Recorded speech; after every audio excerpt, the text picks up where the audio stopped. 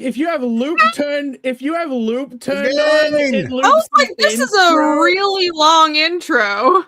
Too long, some might say. Oh, well, look at that. Would you look at that new intro and the new logo in the corner? My gosh. That intro was so long that Alex, we need the meme. Let's go. Oh, gosh. He's ready to go. We had the super efficient Pat episode, and now we need the like absurdly wasteful time-wise Jake episode. Well, there we go. 6-hour stream, everybody. 6 hours? No, it'll be 3 hours. It'll just nothing will happen because we'll get dragged out. Well, at least it won't be that much of a waste of time. But yes, hello, welcome to the Panel Breakers 1, aka Creative Block episode 125. It is the season 2. Could we just call this season 2? Season 2. Yeah, every season we should change the name. No, it's a rebranding. Let's do this once. Let's try to only do this once ever. Soft reboot. We had what's the Star Wars lady? Kathleen Kennedy gave us some notes. Yeah. Oh God, I don't know if we want to. Yeah, we really want to be associated with that. Yeah, they said she's out. By the way, that's the Narwhal Nugget. That's one of them. Oh. But not fired, just contract non-renewed style, right? Like, yeah, she's riding off into the sunset. Her. That would look bad. So it's just like, just quietly leave, please. That's how things work. With women. She didn't have to work again ever. So no, of course she probably didn't have to ever work again for like the last 10, 20 years anyway. Yeah. No, she just want to stay on and ruin things even more. At least she's going out on a high. She's high on edibles.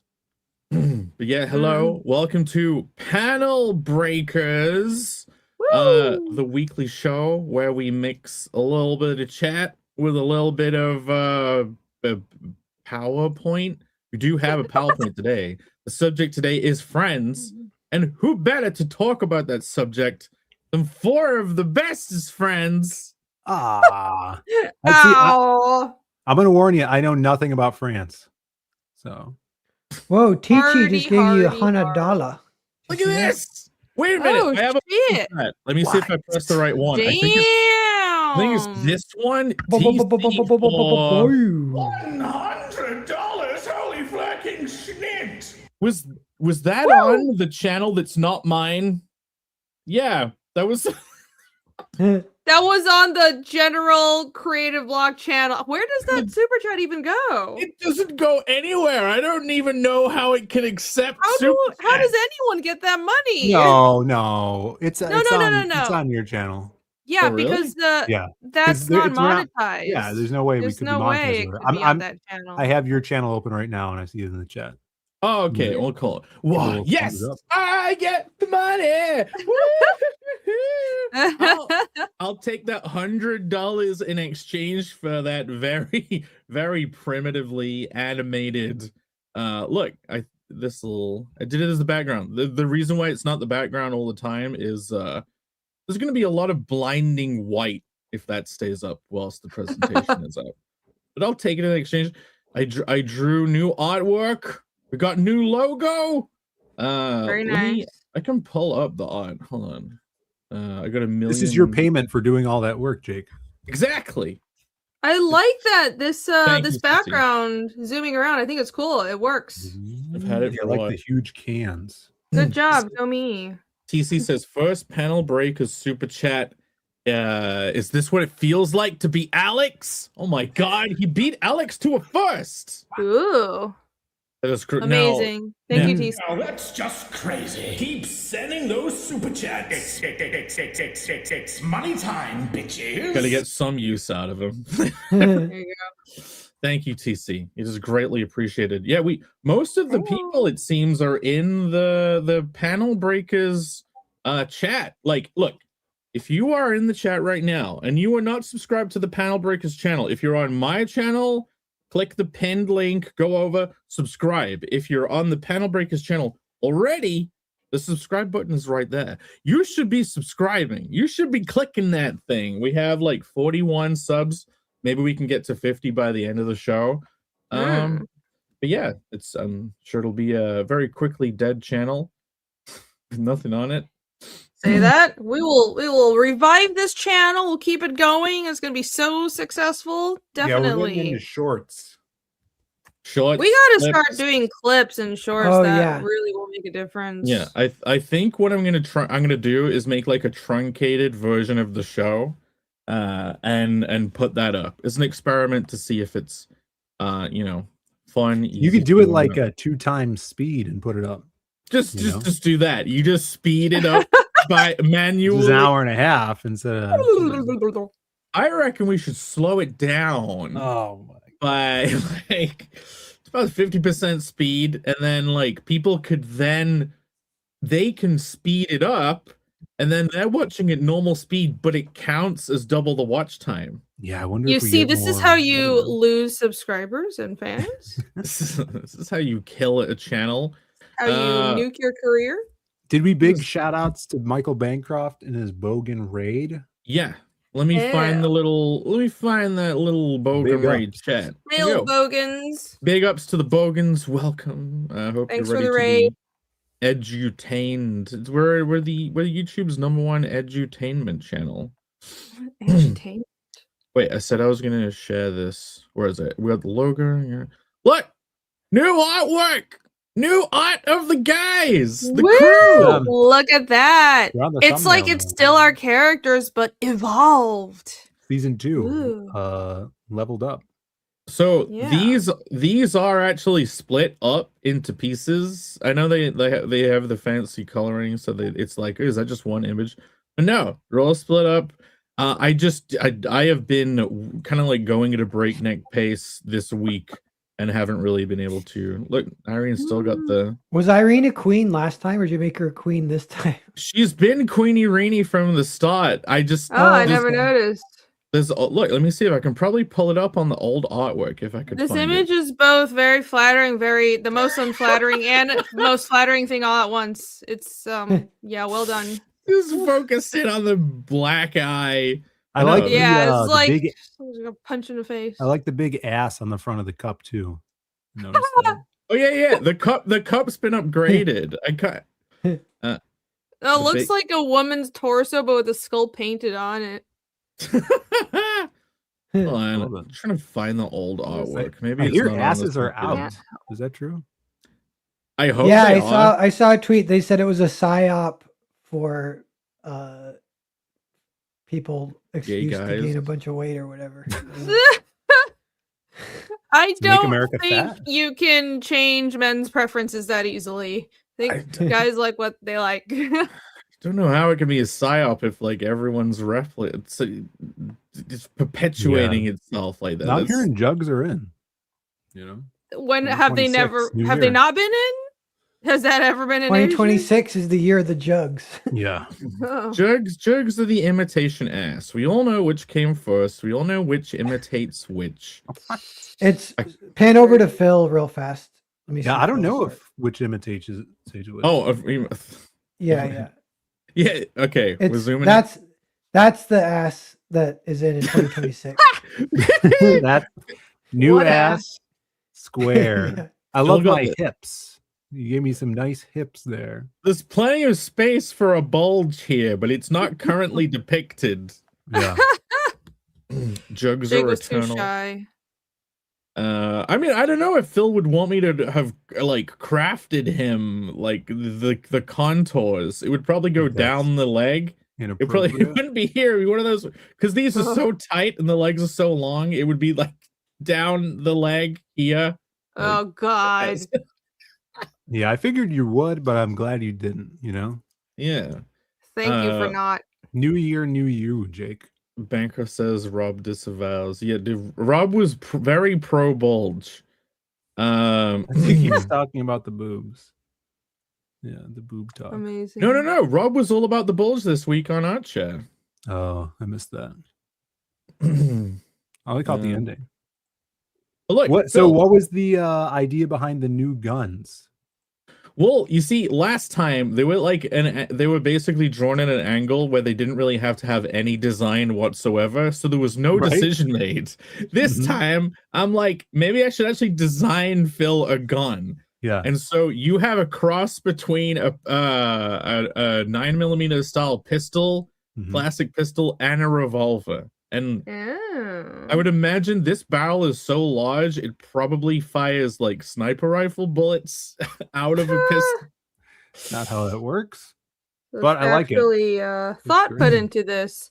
How's Pear different? Are all of us different? Because I feel like your Drake. I have new accoutrements now. Improved. Yeah, everything's just cleaned up a little bit and refined. I don't have the old art to pull up anywhere. It's like abandoned. I have like this. I have this thing. Okay, if you want to compare them, look at Pear's old homunculus head. Like, you think that he always looked as cute as this. You thought he always looked this nice and appealing, but no. Like, look at the early if this logo was not here, the massive. I kind of look like a tank engine design almost. You could just cut that head off see that. and put it on the front of a train, and it would be full-on Hank engine style. You need to have that in Hank engine. Hold on. Is this might be too low resolution? Yeah, or wow. Look at that! Look at his head. Look at that scary mouth. Horrifying. I'm gonna have nightmares. Yeah. Like, now he's refined, humble, impressionable. Very nice. Yeah, and he has like full-on pink glasses. His glasses used to be just slightly pink. True. Now the proper. I like it.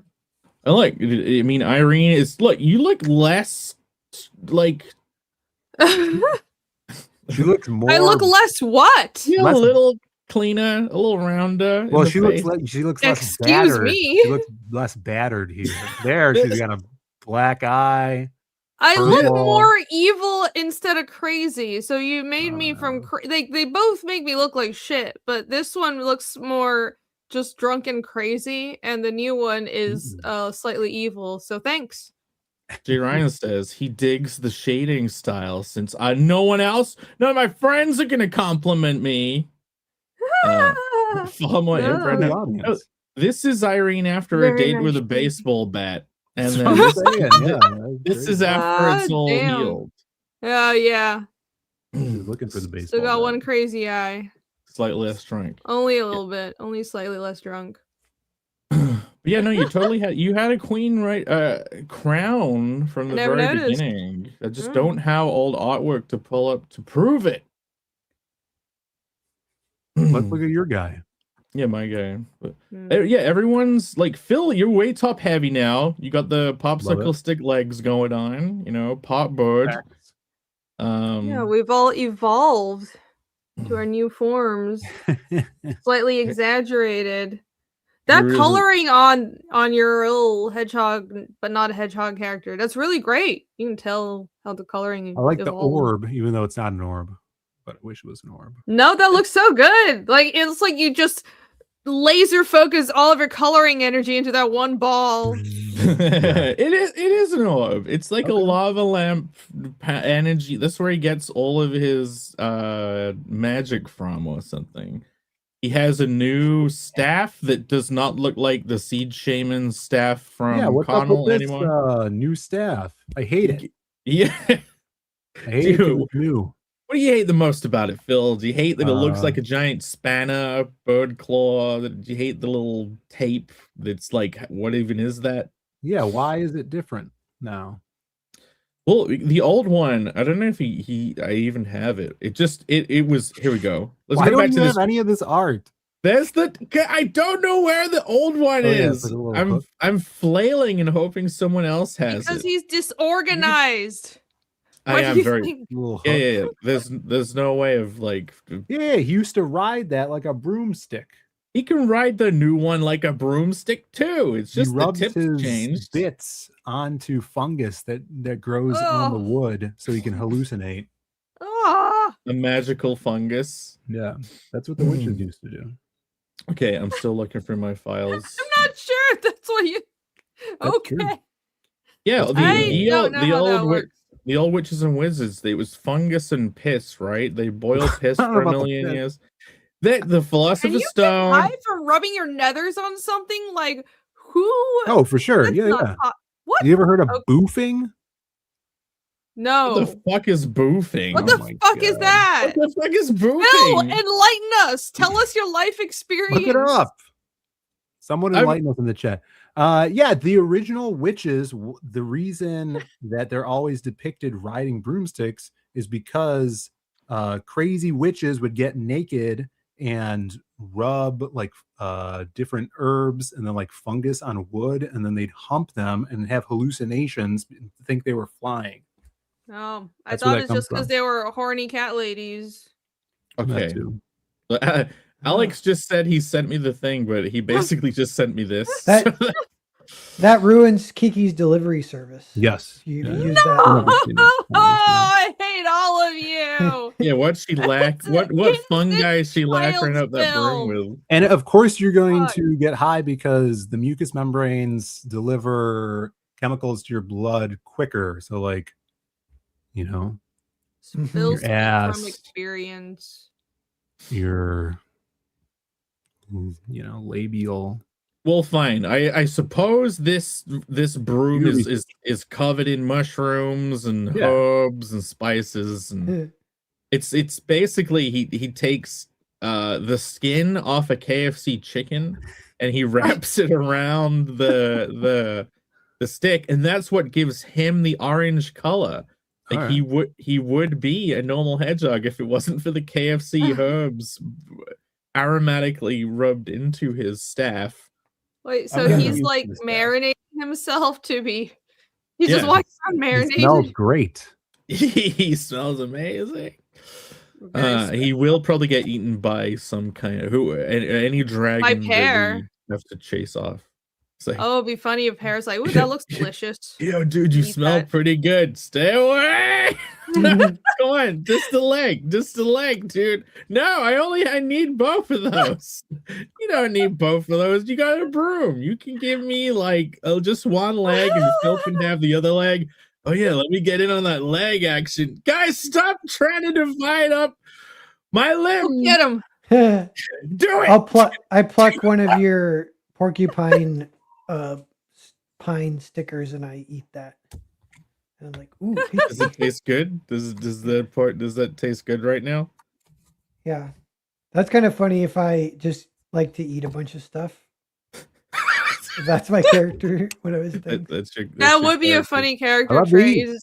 Everything we come across is like, this is edible, right? I could be like the group's poison tester.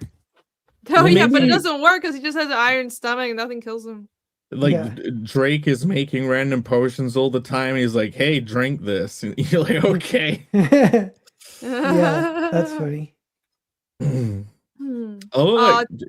Jake Simpson's obsession has reached its peak. He has Flanderized the art. I like. No! It's been look.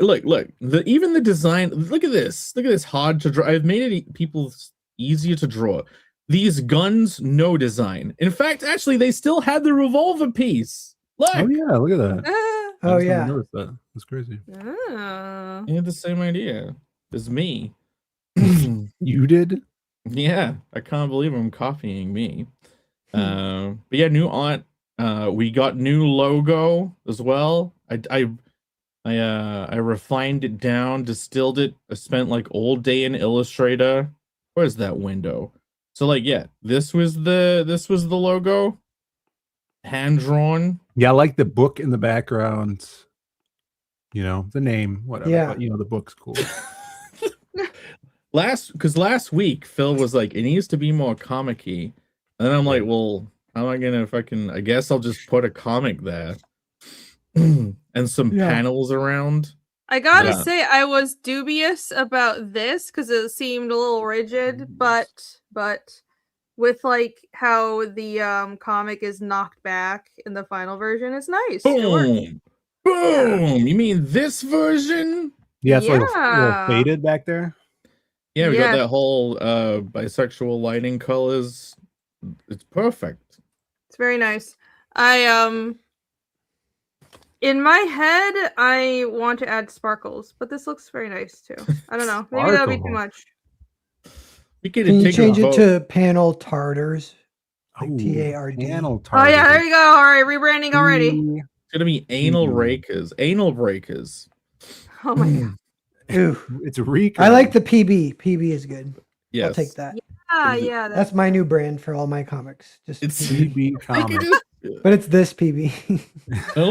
But Pat, I made an isolated PB logo right up there, ready to go on the back of all the comics. I claim it. You can't use it for panel breakers. I'll sue you. It's mine. Damn. You have to scribble in ER and then UG after it. Yeah. Yeah. Whenever the show's on my channel, I'm just gonna call it PB.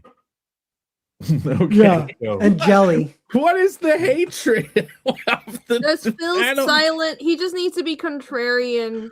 No, Phil's just gonna get Grok to like replace this. He's like, take this logo and make it say writer's block in the exact same style. Yeah, that's his revenge for you not going with writer's block.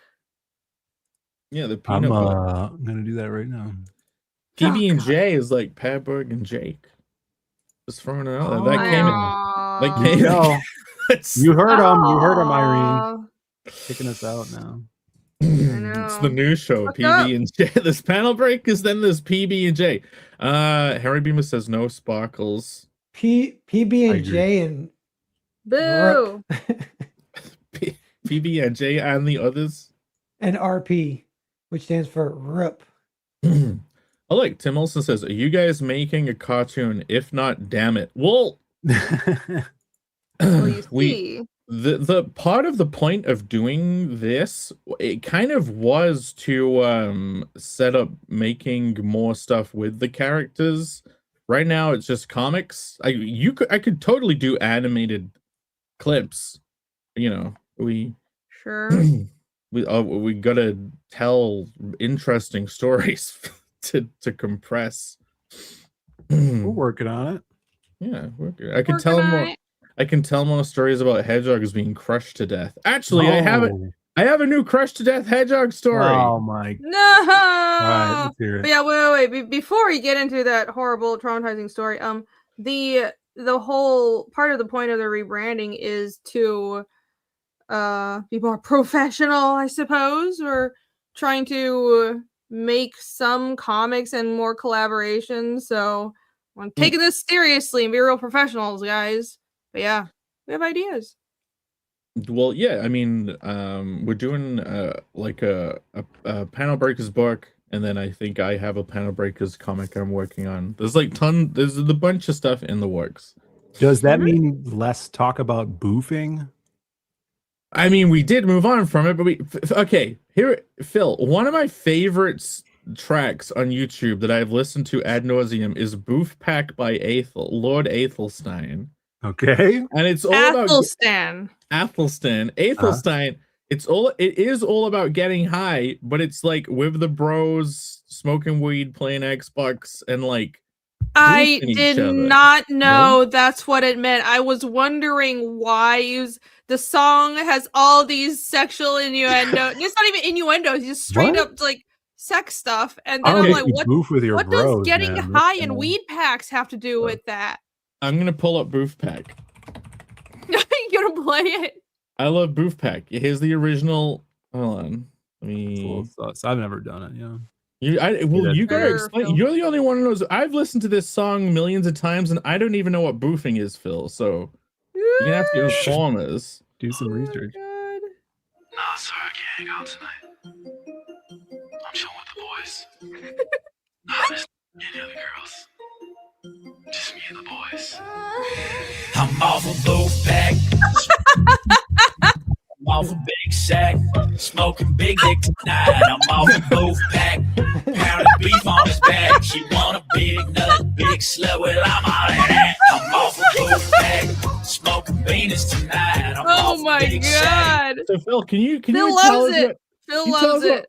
you inform us what boofing is, Phil, and if this is content of this song? Smoking big dick tonight.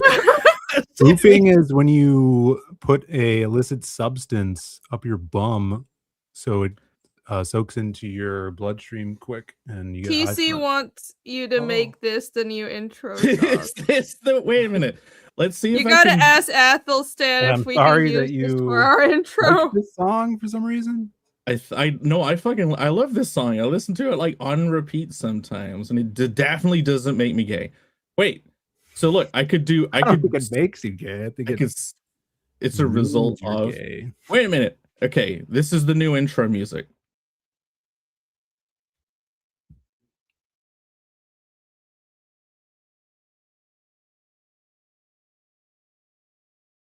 Off a both pack, pounding beef on his back. He want a big nut, big slut. Well, I'm all in that. Like a pond, like a pussy, like an ocean, like a beach. Wrap his tongue while my nuts dirty, dancing in my cheeks. Make him hard, crystal shard while he's looking at my meat. Grab his dong with some tongs, cause my baby gotta eat. All right. There you go. That's the new thing.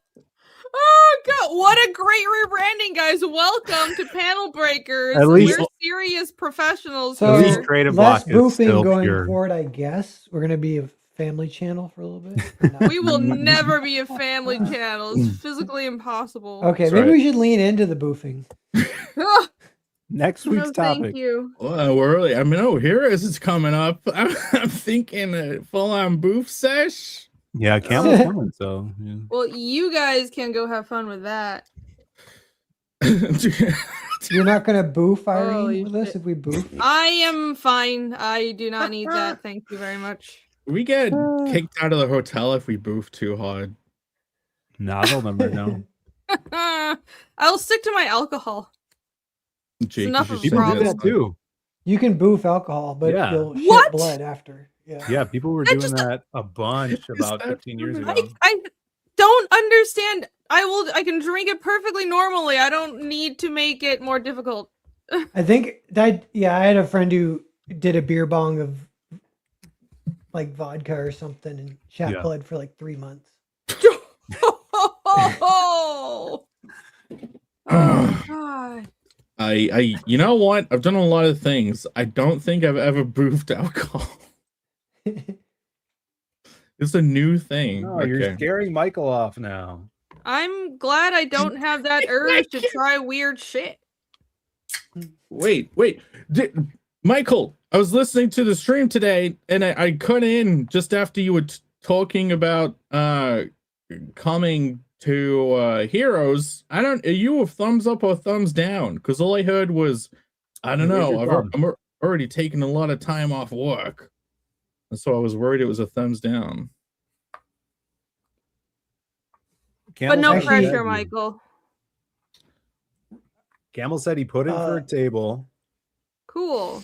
So I heard Jason Bascom and Ink Spots have a table. Oh, sweet. Which Yeah, is we're crazy. all That's gonna be confirmed, awesome. right? Except for Pear. Yes. It's a thumbs, maybe. Yeah, we're all locked in. What's going on? I'm Pat? logged in. I Here, gotta I'll get go, my if, damn I'll go if hotel. Bancroft goes. Oh my god. No, Bancroft, you have to be there now. Oh, Michael, you got to come down. I also locked in hotel. All right, room and boarding. Is that what they call it? Hotel Yes. story. Is locked in hotel story, and yeah, we might even rent a vehicle this time. Oh. To So, drive that all if the you're way on there? if you're on the way, we could pick you up. Yeah, I mean, I thought you were saying to Or Pat. pair. You drive or fly to halfway. Fly to like Indianapolis, and we'll pick you up. I'm not sure that would save that Oh. much money. Who knows? Wait, Yeah. take a Greyhound. What you need to do is take a Greyhound to Chicago or Chicago, Indianapolis, and then do another you up. 12-hour drive with Phil. There's like 30 Yeah. hours to travel across the country. You He's can only 13. you can pre-Greyhound, stay at Phil's for a little bit. Like Yeah. I'm thinking maybe a couple of weeks. Yeah, that's and fine. then, If and I then- stay with you, Phil, can we boof together? Pre-con boof. I don't know about that. What If if you you really just want it, you could bubbling- hitchhike and try to not get murdered. What if someone was smuggling drugs and they accidental boof because there's a leak in the Maybe Yeah, that's that maybe happens that a lot. maybe that was the original boof. For sure. Yeah, yeah. Yeah, patient zero. That was the big boof, they call it, the beginning of everything. The big boof. The boof to rock around the world. Isn't that a movie? Didn't they do that? Like the drug explodes in the person, but then they become superhuman.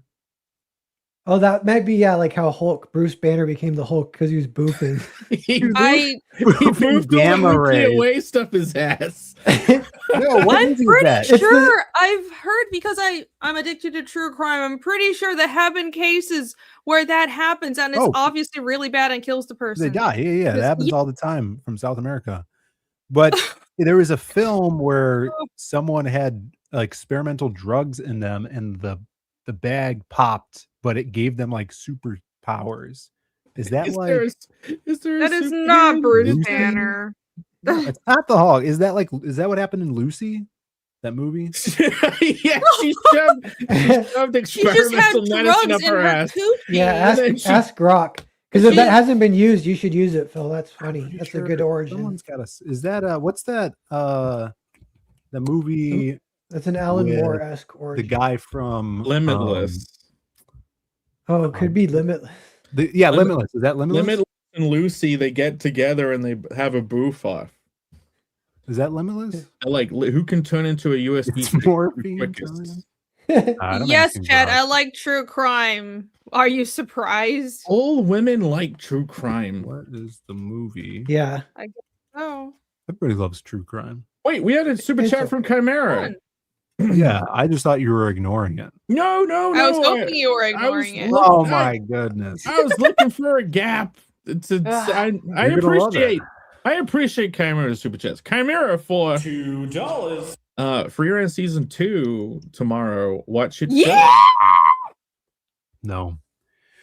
I'll never watch Free Run because Trigun, the shit TV show, season 2 is out. Episode 2 drops tomorrow. It's shit. I haven't watched the new season yet, but I'm going to watch it. Maybe my buddies will want to watch it tomorrow. I don't think I've ever heard you be point blank derogatory. Point blank? Point blank. PB, point blank. That's look, a better show, dude. TC was having fun with the PB. He says boof pack reversed is PB BP. It's in the stars. There we go. It was meant to be. We gotta ask them if we could use the song. PB, it was meant to be. Then he says take the party bus. PB party bus. Yeah, Pat, when it's I have to uphold my promise of drawing you a creative bus graphic now. Oh yeah. I'm gonna hold you to that. It's the panel bus. You can phone it in if you want, though. All right. I just asked Grok. Yeah.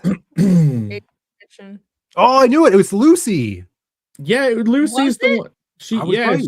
She's like the original woman, and she takes a drug. She boofs. She doesn't boof. No, they put it in her body to smuggle it. Look, Lucy Scarlett Johansson is forced into becoming a drug mule for a criminal syndicate in Taipei. And they surgically implant experimental synthetic drugs into her. The bag breaks, and then she becomes this stupid supercomputer at the end. It kind of sucked. The movie was. I was kind of tempted to watch it because it's in Taipei, but then it didn't look like a very flattering representation. So I'm like, and then I heard the movie was shit anyway. Just Morgan Freeman saying, "I command you to turn into a USB stick." That's a pretty good Morgan Freeman. Oh yeah, that was good. 4 score and 7 USB sticks to go. There's a lot of movie with Scarlett Johansson set in Asia. They really like just putting her in. It's like, oh, we need a white girl in Asia. Let's go to ScarJo. Wasn't she dating? No one outside of TV calls her ScarJo. Who called? No one. ScarJo? It's just a shorthand. What's wrong with that? What are you talking about? Scarlita. Yeah, people call her that. TC says Jake already phoned it in. No fucks given. Zero. Those characters are separated so that they can actually be animated. It's just this wouldn't have happened if I didn't just do the floopy floop version where we all bob around. Wasn't she dating? Isn't Brad Pitt the guy, or like drug pimp, in that film at the beginning? I don't remember that. I don't think so. Okay. She hasn't dated him though. Or you just talking about the character? Yes. No, I don't think it was. It was some other white guy. No, there was no, he's not in it. Great. All right, fine. Whap whap. Well, we do have a presentation, but guess what? We're not going to jump to it straight away. I'm going to ask you guys if anything significant happened in your week, and then you're all going to go, nah, and then we're going to do the presentation. All right. Okay. It's great. Definitely what we're all going to say. Absolutely nothing happened. Can I go first? Yeah. I saw Marty Supreme. Have you guys heard about this? Oh, I've heard about it. I've heard of it, and I don't like the title. Your boy Chalamet, he just got Best Actor for the Golden Globe, and he's dating the witch, the pretty witch. What's her name? She boofs a little bit. Ariana Grande? He's one of those types, yeah. Oh, or is it the black one that looks like Nosferatu? It's the friend with Charlie XYX or whatever, maybe. I forget her name. She's a Kardashian, though. Oh, this okay. film? Yeah. This is the movie. It was awesome. I love this. I love this movie. I think a lot of people are saying it's one of the best of the year. It definitely is. The Safdie we're brothers. not that pitch it to me, because what I know of it makes me want to see any other movie than this movie. Yeah, you guys should. If you watch it, we can talk about it. But if I pitch it, it's like it's a really good sports movie. There's like the ping pong is actually awesome and super intense, but there's a little bit of an existential kind of thing to it where like his life is like ping pong hasn't taken off in America yet, so he's like working a dead end job just to buy a plane ticket to get to England to be in the worldwide tournament because they don't have the money to put him up or whatever. But meanwhile, he thinks he might be the best in the world, but it's not 100% clear because it's post World War II. And Japan, they were banned from traveling anywhere in the world for like 5 or 6 years after World War II. But that ban just got lifted. So they started entering international tournaments. So Japan is the first one to show up. And they're awesome at ping pong. So his rival is this dude who lost his hearing in World War II, this deaf guy named, what's his name? It's an awesome name. But yeah, so this awesome rivalry of ping pong. But then a lot of it is just like him trying to raise the money to make it to the tournament. And that stuff is like insane and awesome though, but you wouldn't expect like if I described it or whatever. Yeah, it's better to not. Yeah, it sounds like a hard sell. Well, for me. Yeah, I don't know. It's good. It's kind of. No, I was just gonna say it's kind of fun for me that the movie's about ping pong, basically.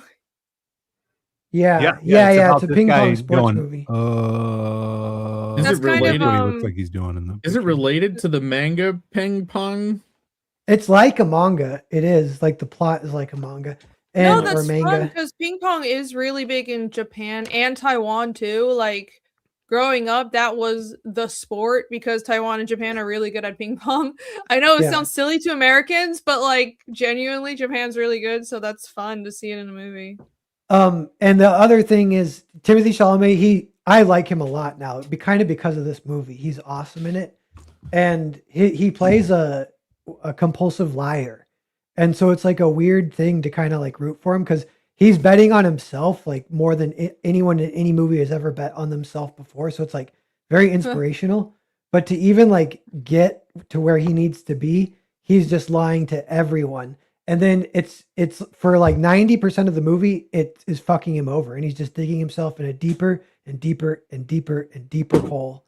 And you're just like, this guy is so fucked. And I don't know, it's awesome. I heard that there's a scene where he gets his ass slapped a bunch and he insisted that they not use an ass double. Is that true? And were you able to tell it was his ass? A vampire slaps his ass. What? Yeah, that's a spoilers, but there's a vampire in the movie. What? Yeah. All right, now we're what talking kind of movie is are we doing ping pong or supernatural? What's going on? Well, there's nothing. I don't know. It's like it's a little bit of both. I don't know. Okay. With Amazon Prime, Crazy. I get like 1 discount movie ticket per month. So if this might be this month's film, this might be January's movie. This is a front runner to win Best Picture. You. It's this and One Battle After the Other and Sinners are like the 3 that everyone is talking about. Sinners is actually, I really didn't like it. I couldn't finish it. I didn't like it. But One Battle After the Other was great, and this is great. I think I like this a little bit more than One Battle After the Other because this is more like a real movie. This is just like, oh man, that was a good fucking movie. And One Battle After the Other is like, all right, never seen anything like that. That was kind of awesome, super entertaining, but it's just so weird. Why didn't you finish Sinners? I don't know, it had weird special effects and then weird acting, and then the music was weird. Everyone was talking about how great the music was, and I thought it sounded like the shredding YouTube videos where they overdubbed terrible guitar. Yeah, I thought it was overrated, overhyped, and disappointing for me. Yeah, and then I kind of didn't finish it. Yeah, I just turned it off. Yeah. I tried to watch it twice. Well, I'm digging it because he looks like late 80s so Weird Al. It takes place in post World War II, and he's Jewish, and there's some good Jewish like stuff in it. Like what do you mean by that? What do you mean by that? Because there's 2 ways you could go down in this conversation here. Well, like his ping pong travels, they take him to Egypt for a little bit, and he sneaks off. It's just like the background of a shot, but they show you that he does it. He sneaks off and chips a little rock off of the Grand Pyramid. And so he's got this little rock. And when he gets home, he gives it to his mom, who he doesn't like. Him and his mom fight, but he's like, I got you something. And she opens it and it's just a rock. And he's like, that's from the pyramid. We built that. Because the Jews built the pyramids, you know? Oh, that's funny. Yeah, supposedly. And then what else? He, shoot, what was I going to say? Oh yeah, he does a lot of like, super not PC. It would be like someone making a 9/11 joke in 2002 kind of thing. Like he jokes about Auschwitz and stuff, and he's like, "It's okay, I can say that I'm Jewish." He does it in the middle of an interview. I mean, if they're being like period accurate, there'll be tons of jokes like that. Nobody gave a fuck back then. I think so. Yeah, the movies. I'm telling you, it's fun. And there's one part that I don't want to spoil too, but I actually kind of disassociated in the movie because it's so intense. But it's intense. So I went to the theater twice because I had to pee once too. So I missed a little because I peed, and I missed a little bit because I disassociated. You're a movie peer. Well, that one time I was, because I brought an energy drink with lots of caffeine because I was like, I think that might mix well with this movie. I'm going to get jacked on caffeine and watch this crazy ping pong movie. And I did that, but then I had to pee. So that was the only negative thing. This is pure chaos energy. So the movie is like that, yeah. I'm looking. Yeah, I want you guys to see it so we can talk about the disassociation scene. It's pretty sure, funny. yeah. I don't want to see this. I'll watch it. Well, Phil, you got to that week. It'll be next week. I'm sorry, I hate Timothée Chalamet. You'll like him after this. I'm ready to like him. I'm not a fan of him, but you know, he showed that whatever the guy because they show his ass. That's why you want to see it. Timothy's good. I like him as Paul. Paul Blart, Mall Cop. Holy shit! So I'm looking at the people down here. Is that Tyler the Creator? No, that's, he's in it, and he's awesome. That's they put Tyler the Creator in this movie. You got Tyler the Creator. Who's that? Is that Fran Drescher over there on the right? How do you even know the name of someone? The nanny from The Nanny. That looks like Fran Drescher to me. Is that her? No, it's Gwyneth Paltrow, maybe. She's on the left. Yeah. They all look like they have weird prosthetic makeup mutating their faces. Yeah, I agree. Maybe that's the guy. That guy in the middle who looks mutated. That's Abel Ferrara, a famous film director who dropped out of making films because he was an addict in New York for like 20 years, and he's recently gotten sober, but he killed his brain. But he's in the movie. what a great cast. That's funny. Michael Bancroft. This is Michael's no, he was not. Banned from the chat now. Remove, throw him out, get his coat, get him out of here. Me and Michael are Chalamet maxers now. Michael, you should check out Marty Supreme too. I mean, I get the accusations of femboy, but he's a good actor.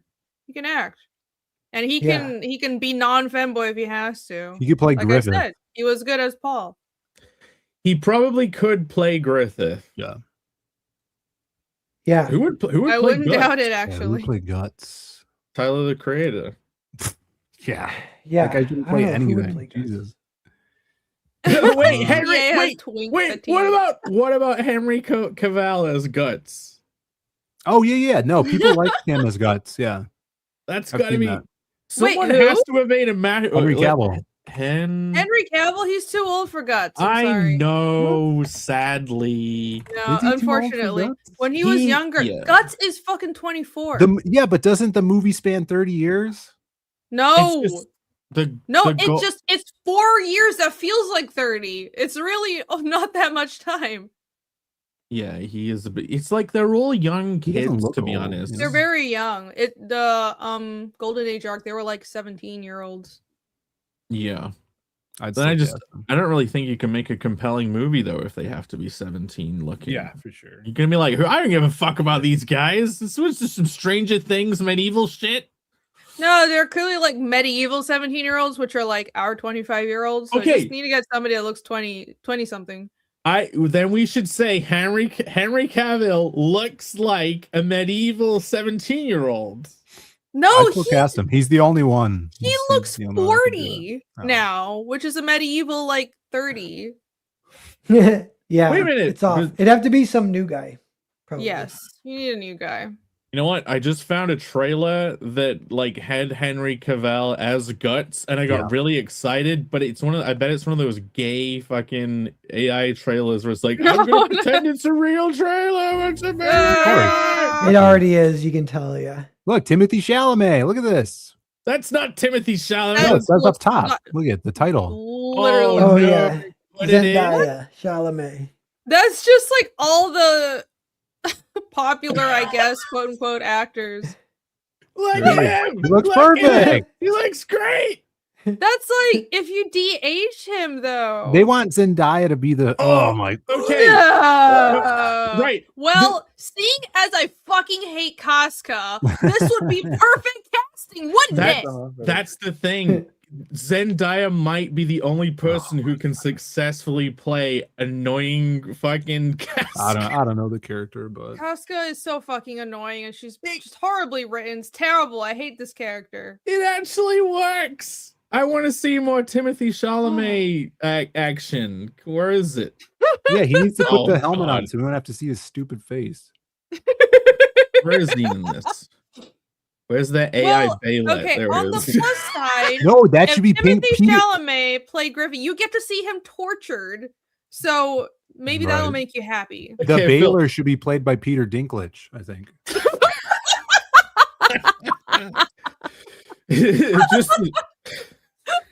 This is faced multiple times. Well, I think there are plenty of other dwarves and dwarf-like creatures in Berserk. Dwarf-like creatures? Oh, I thought you meant that could play the Baylor. Oh, yeah, I was going to say there aren't, actually. No, there are no other dwarves. He killed all the other dwarves. He's like, ha ha ha ha! I can be the only Got dwarf. them all taken out of what was that? Snow White, right?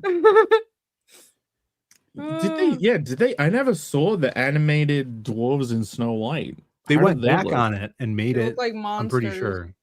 I don't remember. I didn't see it. But look, I'm gonna give Marty Supreme a chance. Do it. It'll be the one time that I tell you to see something, you actually see it. It'll be good. I swear there's at least one other thing that I actually did see. It better be good. We'll never take any movie suggestions ever again here. I watched Weapons after you told me to go watch it.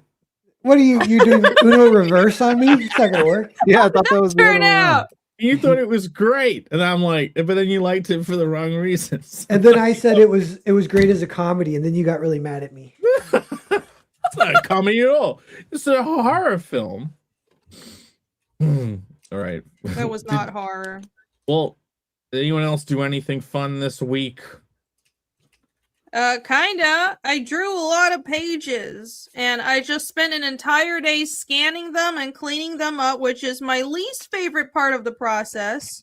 It was fucking torture, but I got all of it done. So I scanned like 10 fucking pages, and they're all off to my colorist now. Who? What? Don't fucking time me. Excuse me. I'll take as much time as I want. Tell us about those pages. Maybe hold a couple up. You got a few minutes. I'm ignoring this timer. I'm ignoring this timer. No, nobody tells me what to do. The timer nobody tells me what nothing to do. No, nothing there. 4:30. Ain't no ding dang. Nobody tells me what to do. Okay, so here's 4:25. It's all. I'm always in my Griffith era. I mean, these are only a couple of pages that are non-spoilery, so I don't think I've shown this before. Maybe I did. I don't remember. But this is a page that I just. This fucking page took me like 2 days to ink, and I think it's first of all because I was just fucking tired of inking because I've been inking for like 2 weeks straight. But listen, all the spatter, the different layers of stuff, all the detail, and you can't really see it on the camera. But okay, maybe you can. In the background, there's like a bunch of background forest stuff in the pencils. I decided just not draw it because I was just so done with it. I was like, fuck it. There's gonna be no background on this panel because fuck it, because I'm tired of it. Honestly. But like, there's so much detail on this page, anyways. It would have been too much. But yeah, and that one took forever as well. But I got it done, and now I'm going to take a break from inking because it's driving me crazy. I'm gonna go pencil. Yay! I do love the low camera angle on that fine shot. Yeah. I think it worked out well. Cool. This was also, it's just a lot of moving parts because it's like I realized I didn't have him drop his sword because he had his sword here, but then he pushes her aside, so I needed to show the sword falling, and then it had to be on the floor. Oh my goodness. Yeah, then the sword is on the ground.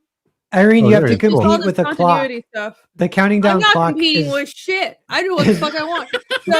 So anyways, and all these, like, the blood spatter has to be in the right place. Anyways, fight scenes are complex and there's a lot of continuity stuff, but I got it done. That's pretty great, but that's not as good as a clock counting down from 5 minutes. I know, look at this. Oh my god, it's only at 2:30. Oh my god. So intense. I'm on the I can't look away. I appreciate the long fight scenes that are like choreographed because sometimes, people will not. They'll put all the action like off panel, and kind of feel like you're getting gypped. Gypped is it means gypsy, and it's racist to say that.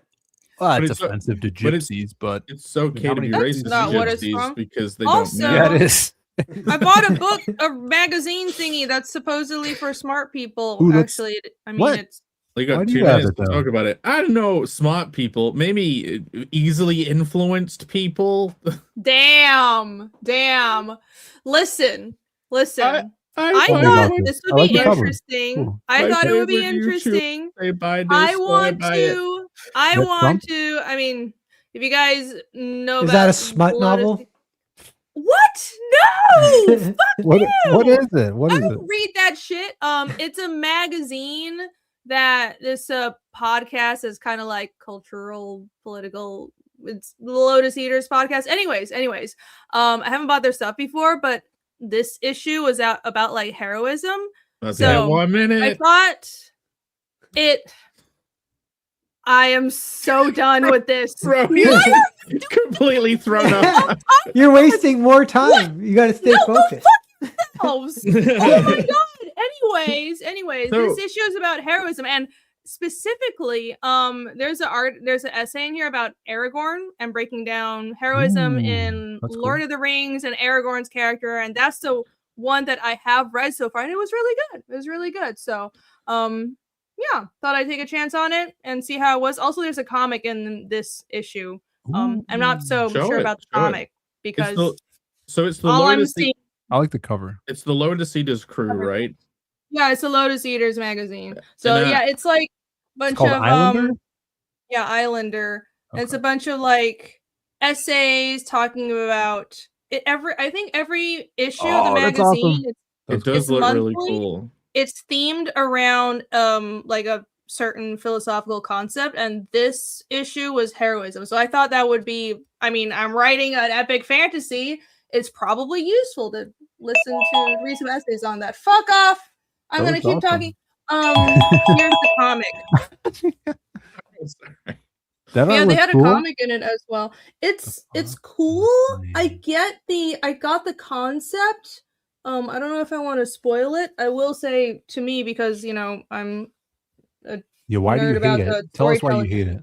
I don't hate it. I think there's some things so like I like the general concept. It's kind of this short comic where it's very philosophical, and there's two characters. One is this old guy, one is this guy in a mask, and they represent different concepts towards political power or ruling. He's more about liberty, and he's more about, well, I will provide safety, but I'll take control, and everybody gives their freedom to me. So it's kind of these opposing concepts.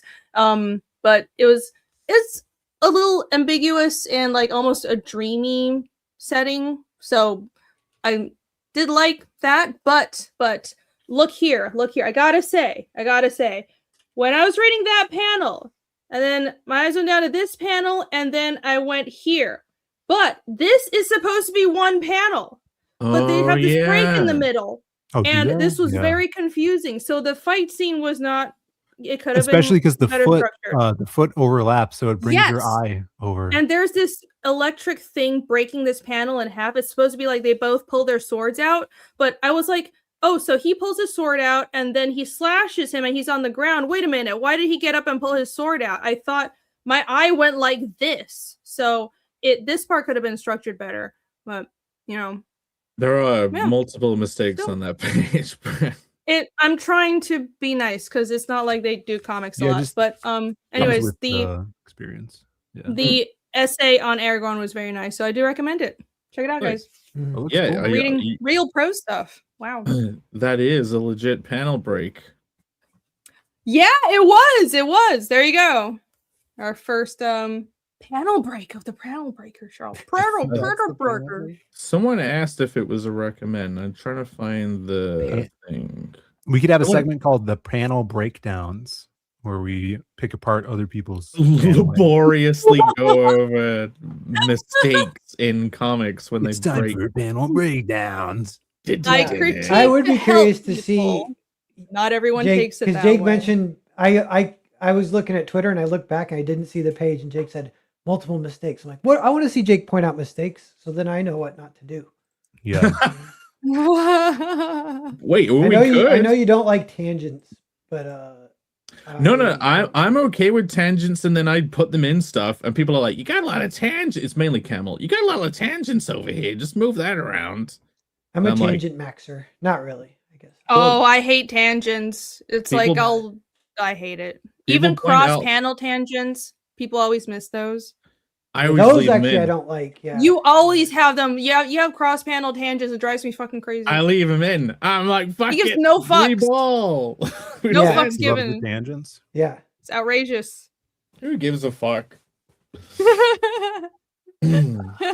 Like tangent spelling mistakes, just let it fly. It's spelling mistakes. Gotta be raw. If you not have at least 7 panel spelling mistakes in your comic, it's just not indie. It's not a real comic. I used to think that, but I got roasted a bunch and decided to use an editor eventually. No, I actually don't think you should have spelling mistakes. You know what? In a Connell, there is only one error, and it's not a spelling mistake. It's like one visual error, and I'm looking forward to seeing if anyone points it out. Catch it. I'll look right now. I think it is in your version of the book, Phil.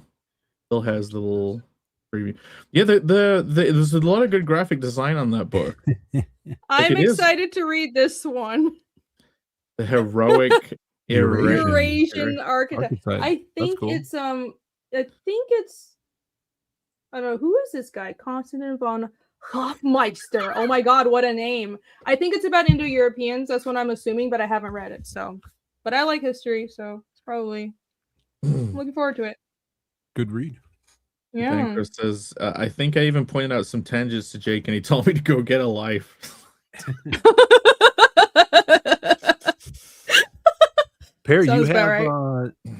oh yeah, we already talked about, did we talk about your thing next week? Talked about that, right? Or was that before the show? I can't remember. No, yeah, next week, pending Indiegogo approving, because I guess I still have to set it up and get it approved. So I'm gonna do that like tomorrow, I guess. But launching Grand Prix 3 completes the first trade, so it'll be a full trade release of Grand Prix. The first half of the story goes all the way up to like kind of the midway turning point kind of thing. So a good structural point for that book. That'll be done and released. Everyone can get it. And then also the spiritual sequel to Interactivity, which is kind of a remastered collected essays I've been writing, because I have had a mailing list, but it's been pretty sparse the last like year or so. But I think I had like 50 essays or something that I wrote over the like a 3 or 4 year span, and 10 of them are super awesome, and I'm rewriting like 10 of them to make them super awesome, and then cutting 10 of them, and then 10 will be just okay, I think, and that'll be like the book, like 30 essays. Well, but it's good in a few though. years you could release the cut ones, like the really bad ones that you cut. Yeah, maybe, or maybe never. Maybe I just delete them. I don't know. Yeah. But I had to write the back copy for it, and I said, featuring such classic essays as. And then It's good. So, is it? Would you consider the first book a collection of essays because they had illustrations and stuff? Yeah, I want to illustrate this one too. Okay. But this one, the Interactivity is kind of like one giant essay, and it has a little bit of like a, like the beginning of Interactivity is about the beginning of stories, and the end is about the end of stories. So it has like a little structure to it. These don't, but these are good, and they do all go together, and they do go really well with Interactivity. It's like there's nothing about Interactivity in the essays really, other than like little things pop up, but it's all new stuff. I'm looking forward to it. You know, because Interactivity was the most informative comic instructional book I've read since Understanding Comics by that guy. Yeah, high praise. I know that. That's Jake. That's one that you did read that I might have asked you to read or whatever, but you read it. So thank you. I was excited. But it was 4 or 5 years ago, so you owe me another one now. I do. That was a long time ago. Well, right. You know, I got those 2 books last week: the White Noise by DeLillo, and then some Pinchon book. I've decided to try and negate my buy a bunch of books and don't read them, because I want to buy a bunch of them. So I'm like, I can't buy a new one until I finish reading one. Yeah, that's good. That's what I'm doing. So yeah, I'm still motivator. reading top 10, but Pear's launching next week tentatively. Mark that on your calendars, guys. I did a bunch of editing, lettering, and printing this week for the next issue of The Man with No Strings, #1. Yeah, I have proofs and edited proofs, and I just printed some blank sketch covers tonight to send out to people for the launch of the pre-order, which will be next month. We're thinking somewhere around Friday the 13th or the day before, which would be Thursday. So I'm just gonna, plan maybe around this show or the Friday show. We'll see. But that's the plan. We're doing next month. This is double the size of issue 0. So if you guys got issue 0, that story was 14 pages. The story in this is 28 pages with a bunch of concept art. So it comes out to a total of like 38. And it's awesome. It's the start of the journey that we're going to go on in this series. And I even have what the fuck? Okay, Phil, you take your time. It's okay, Phil. Really unravel, ruminate on this. Damn it. It's really good. So check this out. So I printed some blanks today. I printed like 6 blank covers, but I messed up like 4 of them. Because I was an idiot and the covers didn't print. So I have 4 issues without covers, and obviously it's not trimmed. So you guys get to see what page 1 of issue 1 looks like. We've seen this character in issue 0. Pretty badass opening here. Lots of awesome narration to get you into the story. So that is and look, this is kind of you can see how much thicker it is. Yeah. We're gonna have 3 covers like last time. Actually, we just decided that the black and white Virgin cover is going to be a different cover than the main cover because we have an extra one that Oliver drew. We wanted to use that. So be on the lookout of that. We'll talk more about that tomorrow on my Diaz Brothers show. And yeah, super excited about getting these books out. We're pretty sure we could get at least 3 issues out this year for this series. If we get the 4th one out, that's the whole first arc. And then next year, we'll be able to crowdfund the collected version, which we're going to get colored. We'll probably have some cool guest variant covers on that as well. Yeah, it's gonna be sweet. Awesome. You're done?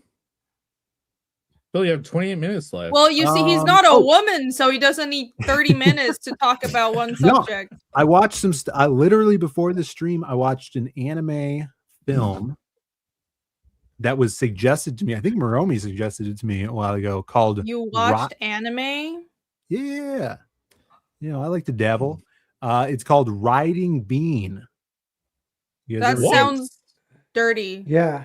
Riding Bean. That's a 90s OVA. I've never seen it. Is it free on YouTube? It might be. It's free on YouTube. I watched it on YouTube. And I think Moromi suggested it to me because it's one of the anime characters that I look like. And you're just taking a tour of anime by watching everything that has a character that looks Please like you. refuses to watch Space Dandy, even though he looks exactly like Space Dandy. I want to watch it. There's no good place to watch it in English right now. Crunchyroll. You can watch it on Crunchyroll. I don't know if I don't. No, I don't want to pay for Crunchyroll. Can you share Crunchyroll accounts? Netflix stopped doing it, but I think I don't know. Maybe. But Riding Bean is cool. It's set in Chicago and it's like Baby Driver. So the main character is like a hired driver for whatever. And it was fun. Why are there all these anime and manga set in Chicago? I just realized that Moromi mentioned Gunsmith Cast. That was in Chicago as well. That was good. I think Kamara was telling me that Gunsmith's Cats is like the next thing that guy that made Riding Bean. So it's just one guy who had an obsession with Chicago. I think it might even be the same characters. I'm not that sure, but yeah. All right. That was fun. And I watched a little bit of Riding Bean sounds like Baby Driver almost. Like right. The guy's name is Bean, the main character too. So it's like just like Baby. So I'm like, this is like Baby Driver. Sounds like an innuendo. Yeah, I don't know why. It's innuendo. Not a good name. But and then I watched the first episode of AD Police. It's like a cyberpunk. Never heard of that thing. It just came on after it, so it's another anime. It's a series, I guess. If I can figure out sharing my Crunchyroll, I could just share it with you guys so that you could watch amazing. All the anime you want. Ooh, then I could watch the new shit Trigun. Which is you're already planning on watching it. I know. I gotta go to a friend's house. You would rather watch the new bastardized Trigun than take a single shot at free rent. Yeah. It's just that's not how for me. dedicated it's like is Marty to Supreme. It's not for me. Fucking Trigun. Wait, we've just got to. If we want to get Phil, there's someone who looks just like you in free rent. No, there's not. There's no one. It's the spitting image. You'll know when you see it, Phil. There's someone. Okay, maybe they don't look like you. There's someone that acts just like you. They hate everything. They're done with the world. They're pissed off at everybody. Oh, man, I love the world. This grumpy ancient elf. You'll love it. Yeah, in the second episode, Free Ren sheds her skin like a chrysalis, and she just looks like you from then on forward. And they changed the name to Phil Ren. on the intro. Oh, Fern has really big boobs. No, Free Ren might be a stick, but Fern has big boobs. There you go. Now you need to watch it. Yeah, these like 80s animes, like Riding Bean had boobs in it, and a naked hostage chick, and then there was like cyborg boobs in AD Police. Those Japanese. It was the 80s. All about it. They embraced the boobage. Well, I guess I'm the only one left to talk about the week. My week was basically just doing it. All of the I have no developments with the standees. I'm gonna email them, and I said, are you gonna do like a test print of it? And they're like, yeah, we'll get back to you. Still haven't got back to me. Actually, I had a bunch of maintenance issues in the place that I rent. Like all the over here, you know, they call Brits limeys. It's real. All of your taps will seize up because they have freaking white lime scale like in the water clogging up like the metal. The taps will stop turning. Right. So I got a bunch of lime scale issues. The head of the shower snapped off because of all the lime scale inside, like rotted the plastic from the inside out. The tap fell off the sink. The light in the bathroom is like hanging by a wire. Like it's full on Lenny, don't tell people this is how I live situation. Is that a Simpsons reference? Must be. Yeah. Nice. The house falls off Lenny's wall. He's like, don't tell people this is how I live. I think that's what he says. And before Christmas, I reported all of these issues. All of them. I'm like, come on, let's get going on this. Yeah. I emailed them the other day. I got 2 minutes. I emailed them like on Monday or whatever. Say like, hey, anything we got any progress on this? And the woman was like, I've just looked on the portal and I don't see anything. Could you tell me what the issues are? If like someone from the letting agent came to my house and took photos of these issues, and she's like, there's nothing on the portal. But anyway, there was that's real life stuff. But outside of that, I did draw 4 pages already of the next Connell book. Nice. And I won't show them. But yeah, I've been exciting. I've decided to get moving on progress wise. But yeah, other than doing stuff ready for the show, the maintenance crap, and finally diving into some new drawings. That's it. That's my week. Oh yeah, the whole week. Also preparing the presentation for the day, which we can get on to. Let's do it. Well, you got I got 1 minute. No, I don't need 1 minute. That's it. 1 minute. Well, before you do that, I did come up with another angle here. If you want to share my screen, this is another option. There's still time, guys. What do you think? Oh my god. Writer's block. Oh yeah. You need to add the pen, and you need to change it from a comic to like note paper. Change it to creative bus, and you. Ooh, okay. Yeah. Creative. I'll work on that. We can get back to the presentation. Okay. Panel breakers works because we're comic creators. It's fine. Thank you, Grok, for putting forth your best alternative. Oh, why do I try? I agree, whack ass. Everyone loves anal breakers. Look, Michael Rushbrook says he loves panel breakers. Yay! See, Rushbrook approves. TC says the Boof Packers. Believe we pulled that up. Harry Bemis says the stopwatch is officially my favorite part of panel breakers. Dude, every time. Epignosis. You guys are rebranding again? Yeah, we're now changing it to RC, Writer's Cock. It goes with the boof. It goes with the Boof Pack theme. we imbibe our learning through an orifice that isn't an eye. If you were to remove someone's eyeball, does the socket become like an extra orifice? What do you mean? Eye No. sockets are It just becomes orify. They're already cavity. orify? I thought so. No? Says Grok. R-I orify. Anyway, we do have a presentation. Can you believe it? My wonderful friends here are here to talk about friends in storytelling. I have no good way to segue to this. So, do you guys have people who are friends in your comics? Not really. Oh, like allies and like fictional friends. Yeah, people with each other. Sure. Not really. All my characters either hate each other or just want to hook up. What? Yeah, I'm so just kidding. I didn't know what to do for today's topic, and I was playing Fortnite with Bancroft this morning, and I was like, I don't really know what to do the show on tonight. And he says, friends. Nice. So now we're still with benefits. Subject. Oh my god. Raise his eyebrow. The ultimate friends with benefits is Pippin and Mary. What? There was none of. Excuse me. There was none of that. Yeah, Frodo caught him. It's in the deleted scene. Oh, TC, you're right. Nina is a friend to us all. It turns out he was just asking if he can put the pip in. Oh. Pippin. It's a good one. Terrible. So yeah, I did. There was a pause, and I said, "What do you mean?"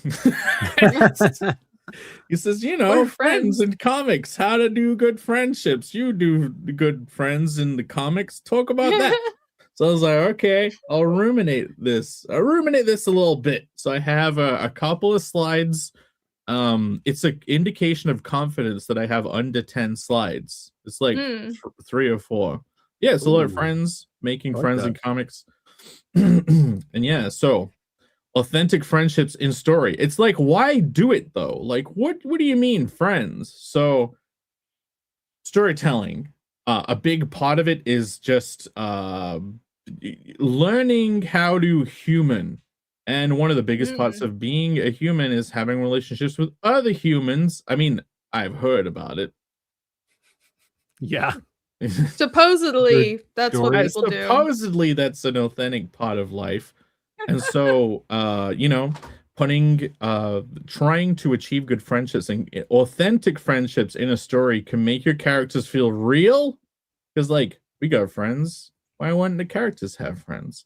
It makes your story feel valuable, meaning that kind of like lesson learning that comes from storytelling, how to build friendships, what it means to be a friend. So if you're just like someone who doesn't know anything, and all you do is watch like a bunch of films, you can learn how to socialize with people through stories. Yeah, I guess you could. Yeah, I mean, it all ties into the idea that story is, it's about character journey, but also the interaction between characters, like the interplay, whether it's between antagonist and protagonist, then that's like the core force driving the story forward, right? But then to make it more interesting, you'd have the protagonist group and all these allies have slightly different points of views, and that makes the story come to life instead of it just being, well, it's a very simple A versus B story. Yeah, like Ross and Rachel. Oh yeah, the show Friends. Sure. I watched so much of that and I don't remember it. You know what a random thing is, this reminds me a little bit that I like is I sometimes feel like if you can get the audience to spend time with the characters, that it's like there's like rapport building with the characters, and it's like sure, if you have like a long movie, there's more time, but you can make it like quality time. You can get bang with your buck, and you can have the plot happening or whatever. But yeah, having two friends hanging out can be a really nice way for the audience to kind of be part of that too and grow rapport with the characters. Sure. Yeah, that's something I've been thinking about more is I think I've been very plot or just action with Fiendish. I've been trying to add just like funny background things. Like it sounds silly because that comes naturally to some people like Jake, but for me I have to put effort in to be like a joke needs to be in this chapter because that makes people feel like the characters are relatable. So robot brain, make joke. But that works, and showing character friendships kind of ties into that same thingamajig. Have Iskall be like, Mina, stop raping me whenever you're in heat. Yeah, definitely. Casimir slaps Iskall and says, "Don't tell her what to do. She outranks you." That she outranks you, and that's how she shows it. Iskall. Guess my characters could go way harder. We're a team. He shouts. You let it happen because we're part of a team. Points to Nina's tent, has her own luxury tent that's better than Iskall's tent. Now get in there.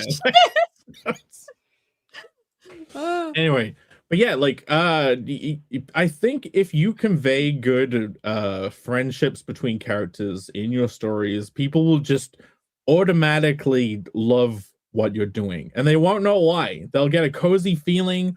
Lonely people will feel like it's kind of like if you've ever watched DVD commentary and all the crew who made a show are like laughing and palling around.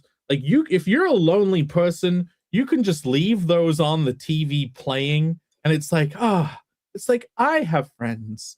I'm in this room with them, listening to them talk about the show. It's like, so that's how you do it. You wait for a response. I've never done that, Jake. You've never sat and listened to DVD commentaries? No, I don't think so. I used to listen to the Futurama DVD commentaries and the Simpsons DVD commentaries on repeat when I was like 15. I would sit that's like pre-podcast. You were into podcasts before. Yeah. Podcast. It's interesting. I before that I used to listen to radio like every morning. I'd get up. I'd even record because I had to go to school. I'd record the whole show so I could listen to the bit I missed when I got home. Radio show? Yeah, radio shows like breakfast morning.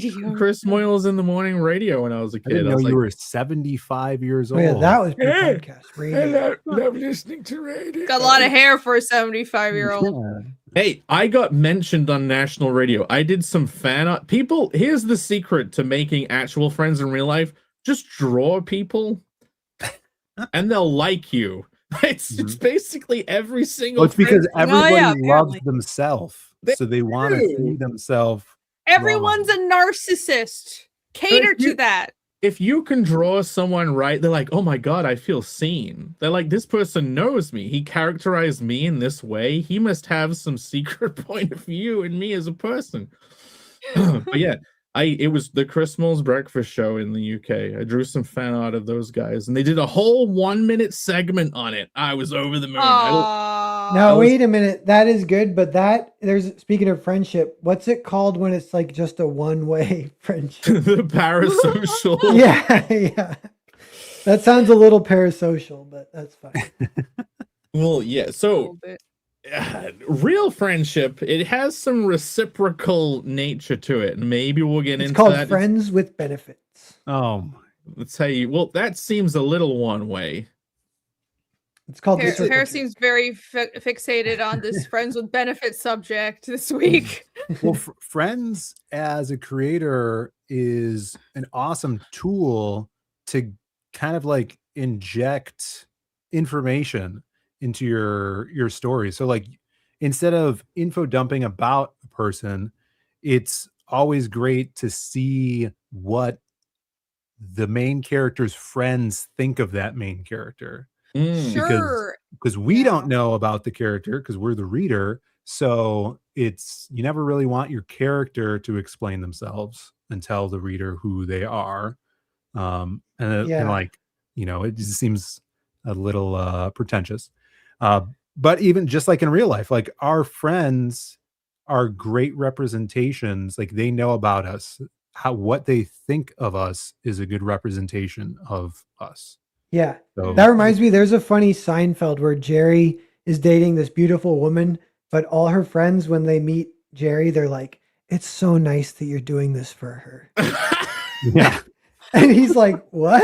Yeah. Like, He's like, there's got to be wrong? something wrong with her. I can't figure it out. And then he never figures it out, but the friends just constantly treat her like she's like retarded or whatever. Oh, And then that's so funny.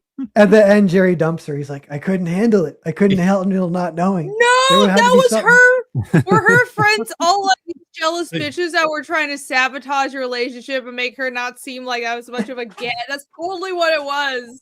Yeah, maybe. Dumb But bitches, yeah. though. Well, you know what? That last bit, if they are being evil bitches, it does the abstract to evil point. The idea is you could totally flip it and just make really evil, unlikable characters. Okay. Sure. Yeah.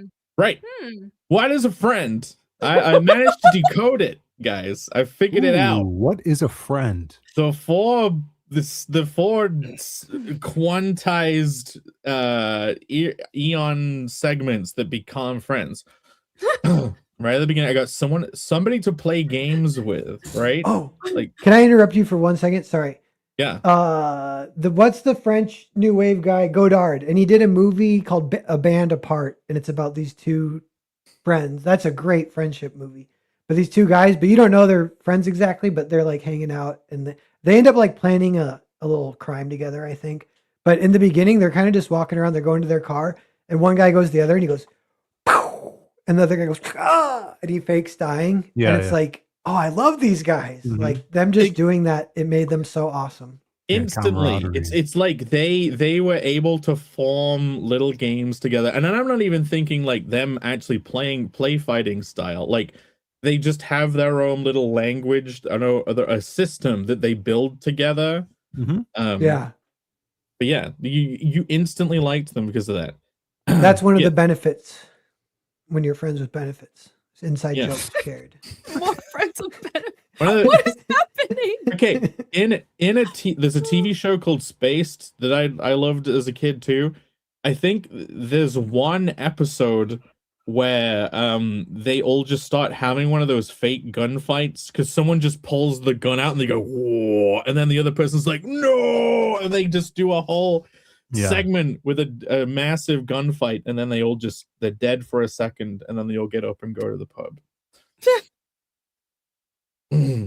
Yo, shout outs to Ryan Blue Thunder in the chat. What's up, man? Yeah, holla.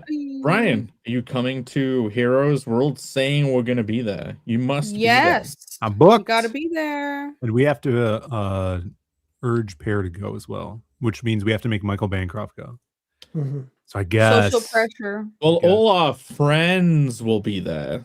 It is a show about friends. Anyway, friends are people A you friend's find. a friend who knows that being a friend is talking with a friend. Friends in life are special. Do you want me as your special friend? Do you guys know that song? No. Is that a stroke? How sweet. How sweet.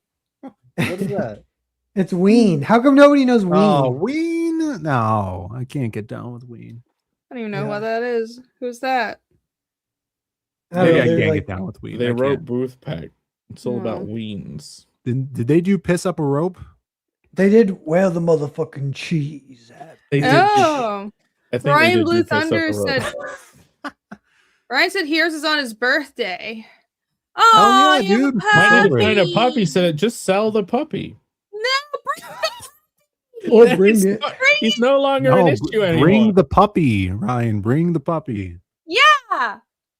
Get one of those like I'll be dog distracted in the whole like show. strap-on things so it can be on the front of you. Come on, Jake. And then you can close. No, I don't mean like that.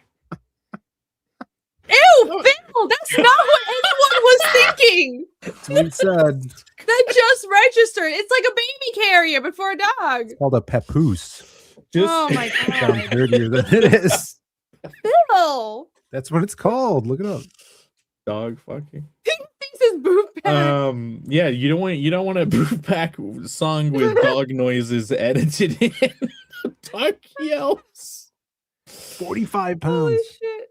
He's 40. That's a pretty that's a 45 workout. quid for a dog. I would. No, that would be amazing. I'm sure it costs like dog. $5,000. We love it, the dog. Boof No. pup BP. It's well, okay. Another suggestion for the show name: we all get dogs and we just change it to Pop Block. I got a dog. No, That's awesome. too much work. Anyway, what is a dang old great. friend? Look, games. Someone to play games with, and I'm talking learning games. The game of life. You know, we play games. You mean we learn Fortnite? Together. You can yes. Basically, That's what you really mean. That's all you think about now. I've actually been thinking about this, and I've been thinking about, is Fortnite good for humanity or not, especially kids? It teaches them teamwork. You know, it teaches kids not to take all of the cool guns and to let some of your friends have some of the guns and It does not teach you heals. that. That's just an option. You can take all the cool guns for yourself. Because if you're the one person who has all the cool guns, and then all the other players have nothing, your team dies. You're gonna, you know. Yeah, it teaches you screw everyone but yourself. Yeah. But, here's another friend. Dogs are man's best friend. Because they're loyal. Oh, they're yeah. loyal. Dogs. Isn't that a bit one-sided? Isn't it a bit parasocial to have a dog? No, why? There's a dog in Timothy Chalamet movie. What's it called? Marty Supreme. McFly. Yeah. That's what everyone thinks. You guys got to see it so we can talk about the dog. It's crazy. You guys got to see it. I'm good. Okay, your friends can be a personal defense force. You should definitely start a lot of fights whilst your friends are around and just see if they either join in with you or run away. That's really the way to keep friends, by getting them in trouble. I unfortunately got in a few fights in my 20s while drunk, and my friends never jumped in. And I think that's more of like, I think that's more like real life though. I think like people who aren't idiots aren't looking to fight. And if some idiot gets in a fight, even if they're really good friends with them, they're going to be like, all right, I'll take you to the hospital, but I'm not fucking fighting. It's different. Sure. It probably would have been different if you weren't drunk, you know? Sure. Yeah. I mean, they I think were it depends drunk as well. Yeah. I think it depends on the situation. If it's a fight over something just completely stupid, I would be like, I'm not jumping in unless their life is at risk. I'm just gonna let them wrestle it out. So I think the situation matters a lot. Yeah, but in storytelling, you know, if you were in a movie pair and you started a fight and you were drunk, and then everyone else just left you alone, the audience wouldn't think they were friends. It would be a funny scene if the guy got in the fight is like, "Where were you? Where were you when I was knee deep in the dirt?" Yeah. For the blood and bone. I'll tell you what, the one time I got punched in the face twice in a row as a kid, I was hanging out with some friends and we were all like 15 or something, and we were being followed around by these rough fucking council estate 18-year-old kids, and we all had bikes, but we had to get up this dirt hill, and my bike was like more expensive, so it was made out of heavier metal, and also I was fat, so it was hard to get up the hill to get away from them, but all my friends managed to get up the hill, and then I'm like, guys, and I'm just at the bottom of the hill on my own, and I'm like, okay, and just turn around, and these two kids are like, I don't remember what they said, but one of them, they punched me in the face, and then I looked at them and said, is that it? Can I go now? And then they punched me in the face again. Yeah. and I'm like, and then I said, what are we doing? Yeah. What are we doing here, guys? So you're saying the winning strategy is to just be built like a brick wall. Well, they just walked off then. It's like, well, this isn't fun. They got tired. It's like the Homer Simpson when he became a boxer. It is the Homer Simpson. Sometimes he didn't really get tired out, Phil. Homer kind of like brain got turned to mush. Yeah. It didn't happen with me. I freaked them out. It was my strip. Oh, well, that half an hour timer just finished. Oh, there you go. Well, it's time for the meme. It's time for the meme. Again, bring in the meme and the show. Okay. In real life, you got a friend because there's someone to confide. You can't just trust anyone with sensitive issues, but you gotta trust somebody so you can tell them all the secrets. And people in the modern world have replaced these friends with therapists. All right. Who's like a paid friend. And then they kind of one-sided and parasocial. The last point is a squad of infinity stones. Complementary skills and knowledge that you do not have but need. The team creates a higher entity. So we all have a special. Your group has special abilities, like the Teen Titans. The power of friendship combined.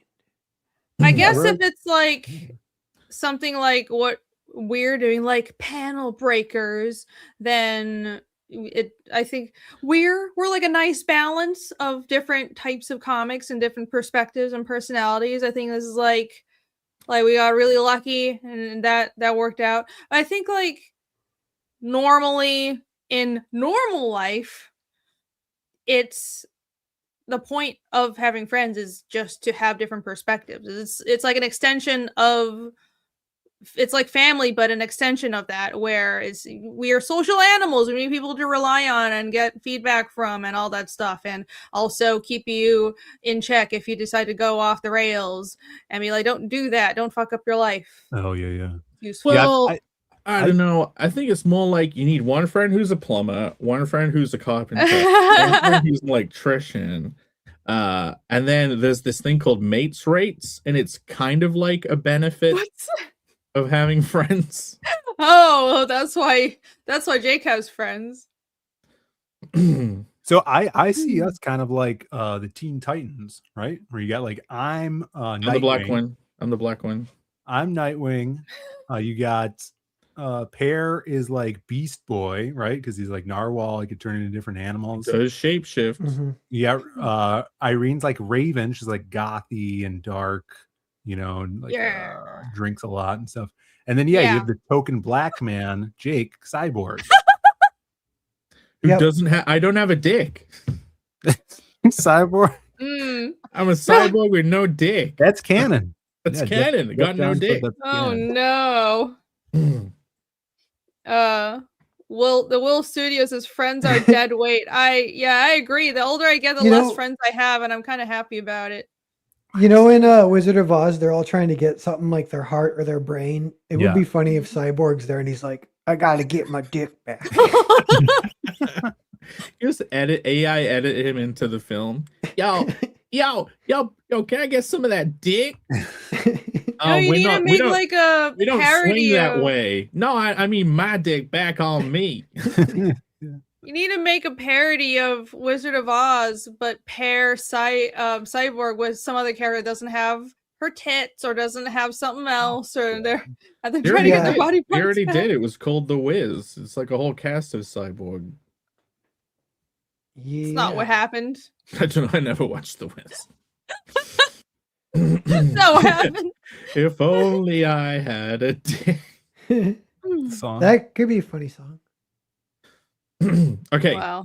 Well, that's what Friends is. So now we've established that. You gotta cover the various ways you would convey having these friendships. Did you say a friend is someone that can give you money when you need it for drugs? Yeah. Did you say a friend can give you a ride to the airport? Because that's a pretty good one too. That's another Seinfeld one. He's like, I'm not giving you a ride to the airport. We're not on that level. There you go. Pear has defined it. Friends are people that can do things for you and not expect anything in return. That's real friendship. What comes first? Giving someone a ride to the airport or helping someone move? Those are both high-ish. Airport's higher because it's like a 2-hour drive or whatever. Helping someone move is like a whole That's a whole day, yo. Yeah. But they get you pizza a lot of times. Nah, I'll take you to the airport. I'm pretty close to both. Yeah, no one gets pizza when they drop people off at the airport. What the fuck? And actually, what a friend might do is like, here's an Uber. I'll just cover the Uber. Get out of my face. So. Oh yeah. Oh, you can just rope a friend into paying for your Uber by asking them if you can get a ride and they're too busy. Terrible. Yeah. guilt them into paying for your Uber. Yeah. All right. First point, sacrifice and special treatment. If you want to show people having a good friend and relationship in a story, this is like one of the main keys to it is through sacrifice and special treatment. Doing things for these, there's got to be a reason why that you would do these things for these characters would do these things for each other. They must be really good friends. Oh, this section is about the benefits. Yeah, it's all benefits. Yeah, sacrifice, special treatment for one good side, hopefully. Yeah, I mean, I don't know. There's hopefully not all the time. Sacrifice is important though. So, first point, bend and break the rules. A friendship transcends the game. Popular tagline, I shouldn't do this, but so yeah, this is like if you're in a prison camp and you've got like a rationing system and your friend who works in the kitchen, he'll like give you some extra honey. I mean actual honey. Or like, but yeah, it's a simple way of conveying that these two people have a good friendly relationship is they will bend and break the rules for each other. Yeah, I mean, sure. There's so many like it's like a spectrum of what you could do with friendships. A lot of good ones. You have like the frenemies where you start as enemies and become friends. That's a big trope in manga, right? Yeah. Yeah, I think it's interesting to explore this because I'm kind of reading ahead, but later on it's kind of ties into how, well, if you back up your bro when they're doing something retarded, some people would argue that that's not being a good friend. If they're doing something retarded, you tell them they're being retarded, and you don't just like this whole. I don't think it's necessarily being a good friend to just affirm somebody all the time, but people have different approaches to being a friend, and different people like different types of feedback or only keep around people that do give them a certain type of feedback. So all of that can reveal character, though, which is the useful part of this discussion in relation to storytelling. A lot can be said about both parties, depending on if you can objectively look at a situation. It's like, oh, this character A is doing something very stupid, and nobody else wants to everybody else disapproves of it, but their best friend, quote unquote, is just there to kiss their ass, and they think they're so great, but actually they're just enabling them. Anyways, stuff like that, for an example, can reveal character. Well, definitely. Yeah, you could so if someone's just kissing the other friend's ass, I think as an audience member, you'll be like, these people aren't really friends. There must be a reason that he's enduring that. Like everything for a good friendship, it should usually feel like it's in balance. And then when you can kind of like mutate these to definitely hint that characters also might have ulterior motives, aren't actually friendly, are kind of just using the friend, or even like are an oblivious, selfish person that just like expects this stuff but doesn't really reciprocate it. Yeah, and so I'm not saying you have to have all of these factors for characters to seem like friends. Like a lot of the time, it's that whole kind of like Per said when the guys do a little gun battle, and he's like, I love these guys. It's kind of like if you can create a contrast, an impactful contrast by people actually not being that friendly with each other, but there's like one time in one situation where they'll like have some leeway or like bend the rules for them a little bit. You know what I mean? And it's like that moment makes you go, huh? Are these guys really friends? Deep down, like the rival frenemies thing. Like they're going at it all the time, but there might be one time when they defend each other. Yeah, like showing the process of kind of becoming friends is fun too. Maybe I don't know if that's like harder, but it's what you're describing a little bit, like earning each other's trusts, figuring out what you like about a person. Yeah, it would be like those contrast moments, those speckled in the audience kind of catching on, like, oh, these guys are forming a little bit of a bond. Yeah, Yeah, this overlaps a little bit with something I was thinking about maybe doing for next time it's mine, but real fast, it's like the psychology. I was thinking of Jonah Hill versus Timothy Chalamet and some other people, but like Jonah Hill, I get vibes from him that he will, if he's talking to anyone, he will only give them the time of day if he can get something from them. So he's kind of a ladder climber, And I'm like, so he actually does have real friendships, but they're from people that are either on his level or above, and maybe only like just above, and then he respects you. But anyone below, he doesn't respect you. And I was like, what does that look like of like if someone who respects people who are below them? And I was like, I think Timothy Chalamet might be that. But even that we think in our heads like that's awesome, but that's hard. Like imagine being like high, if you're high up, and yeah, you're getting bugged all the time. If it's hard, you can't just be immediate friends with everyone. You can't give everyone respect even. So it's like that's Jonah Hill has his solution. He's just like, get away from me. Timothy Chalamet, it gets awkward almost because he's trying to be nice. It's like weird. Yeah, I bet for super successful people, it would be almost kind of annoying if they are genuinely nice, but they can't be nice anymore because everyone will be trying to just take advantage of their position and trying to get something from them. But they're not really friends, they're just saying they're friends. They want something. Yeah.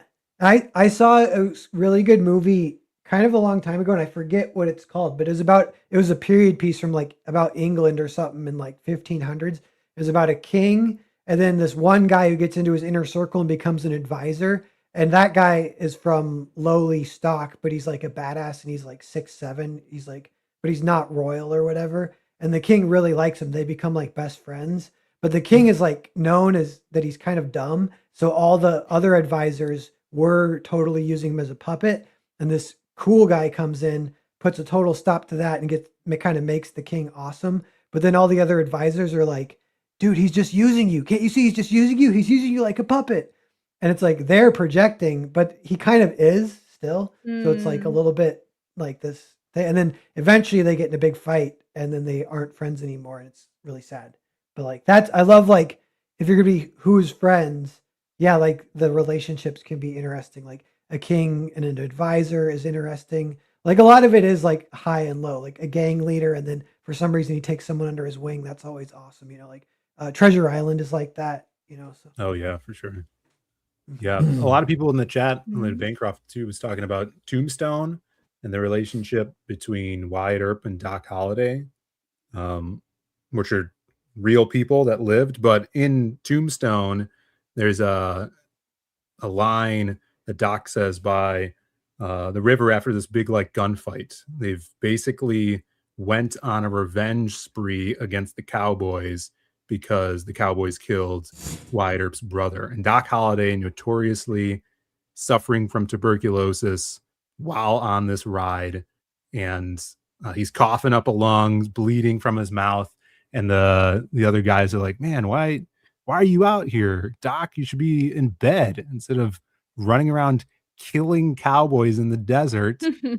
And he says, Wyatt Earp is my friend.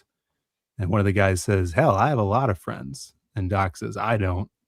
And it's just like, yeah, that's cool. That's delivery. That's good. Tells you so much about the character and the relationship between him and Wyatt, even though you barely see that relationship, or know about how they became friends before the movie started. All you have is what you've seen in the film. And then, they put a bow on that at the end where Wyatt is visiting him in the hospital on like the day he dies, which never actually happened, but through Hollywood magic, they make that happen. And it's awesome. Yeah, that seems to link in again to that like showing a growing friendship thing. Like and pair with you saying like, oh, a high and low thing, like of the king and the advisor. Yeah. Like that's a great way, like arena for you to show like a budding relationship. And it is also, it's like bending and breaking the rules. It's like you're from a higher caste, social rules, but you like go out into the like they take them on a little tour of each other's worlds kind of thing. Like, oh, put this on so you can come and walk around. And if you go into the secret area in the Chosen, which is that whole following Jesus's disciples thing. There's a part where I don't know which one it is, but one of the disciples is like friends with the Roman centurion guy, and there's like a whole Roman pot in town, and he's like, put this on so you won't get noticed, and like takes him into his house and everything. And it was nice. Simon / Peter. Simon. Yeah, Peter. it's show don't. It was show don't tell with like, oh, this Roman who's supposed to be above the local Jews, showing just a small act of care that said a lot, that telegraphed a lot. Yeah, it's like it's good storytelling. The reason why it is so impactful to show the growing relationship is because like you don't have to. You can just do little blips here and there, and then yeah. Okay, we got overlooking flaws and foibles. So another way, it's like the helping your drunk friends sober up, like sitting with them after they've not even just a drunk, they've just nearly overdosed, and you tilted their head so they wouldn't choke on their puke. That's what friends do. Well, I would hope so. Imagination. And then there's making excuses for the mistakes, but to yourself, like, he's just a little messed up. He just needs a little heroin. You know what I mean? He'll get off it one day. He's just going through a rough patch. I think I don't do that. Maybe I'm a bad friend. Well, no, you. In a story, that's like an opportunity for you to convey these people are friends. That's all I'm saying. Yeah, sure. And you know what that'll do though? Usually it'll make the guy who's getting taken advantage of is the main character, and the friend who's kind of taking advantage of his friend, but they are good friends, but one is taking advantage. He's kind of a bad guy almost a lot of times, and from the audience perspective, they don't like that friend or whatever. I would say in those stories you're kind of waiting for the main character. Jake needs a stopwatch. No. Well, yeah, that reminds me of like the guy. There's a bunch of stories like this. A lot of them are like sitcoms where the two guys were best friends. They haven't seen each other in a really long time. One of them now is married with a kid, and the other one is a burnout and never grew up. So he comes to crash on the couch of his old best friend, and he's just like a dead weight, where they're best friends. One has moved on and grown up and become an adult, and the other one hasn't.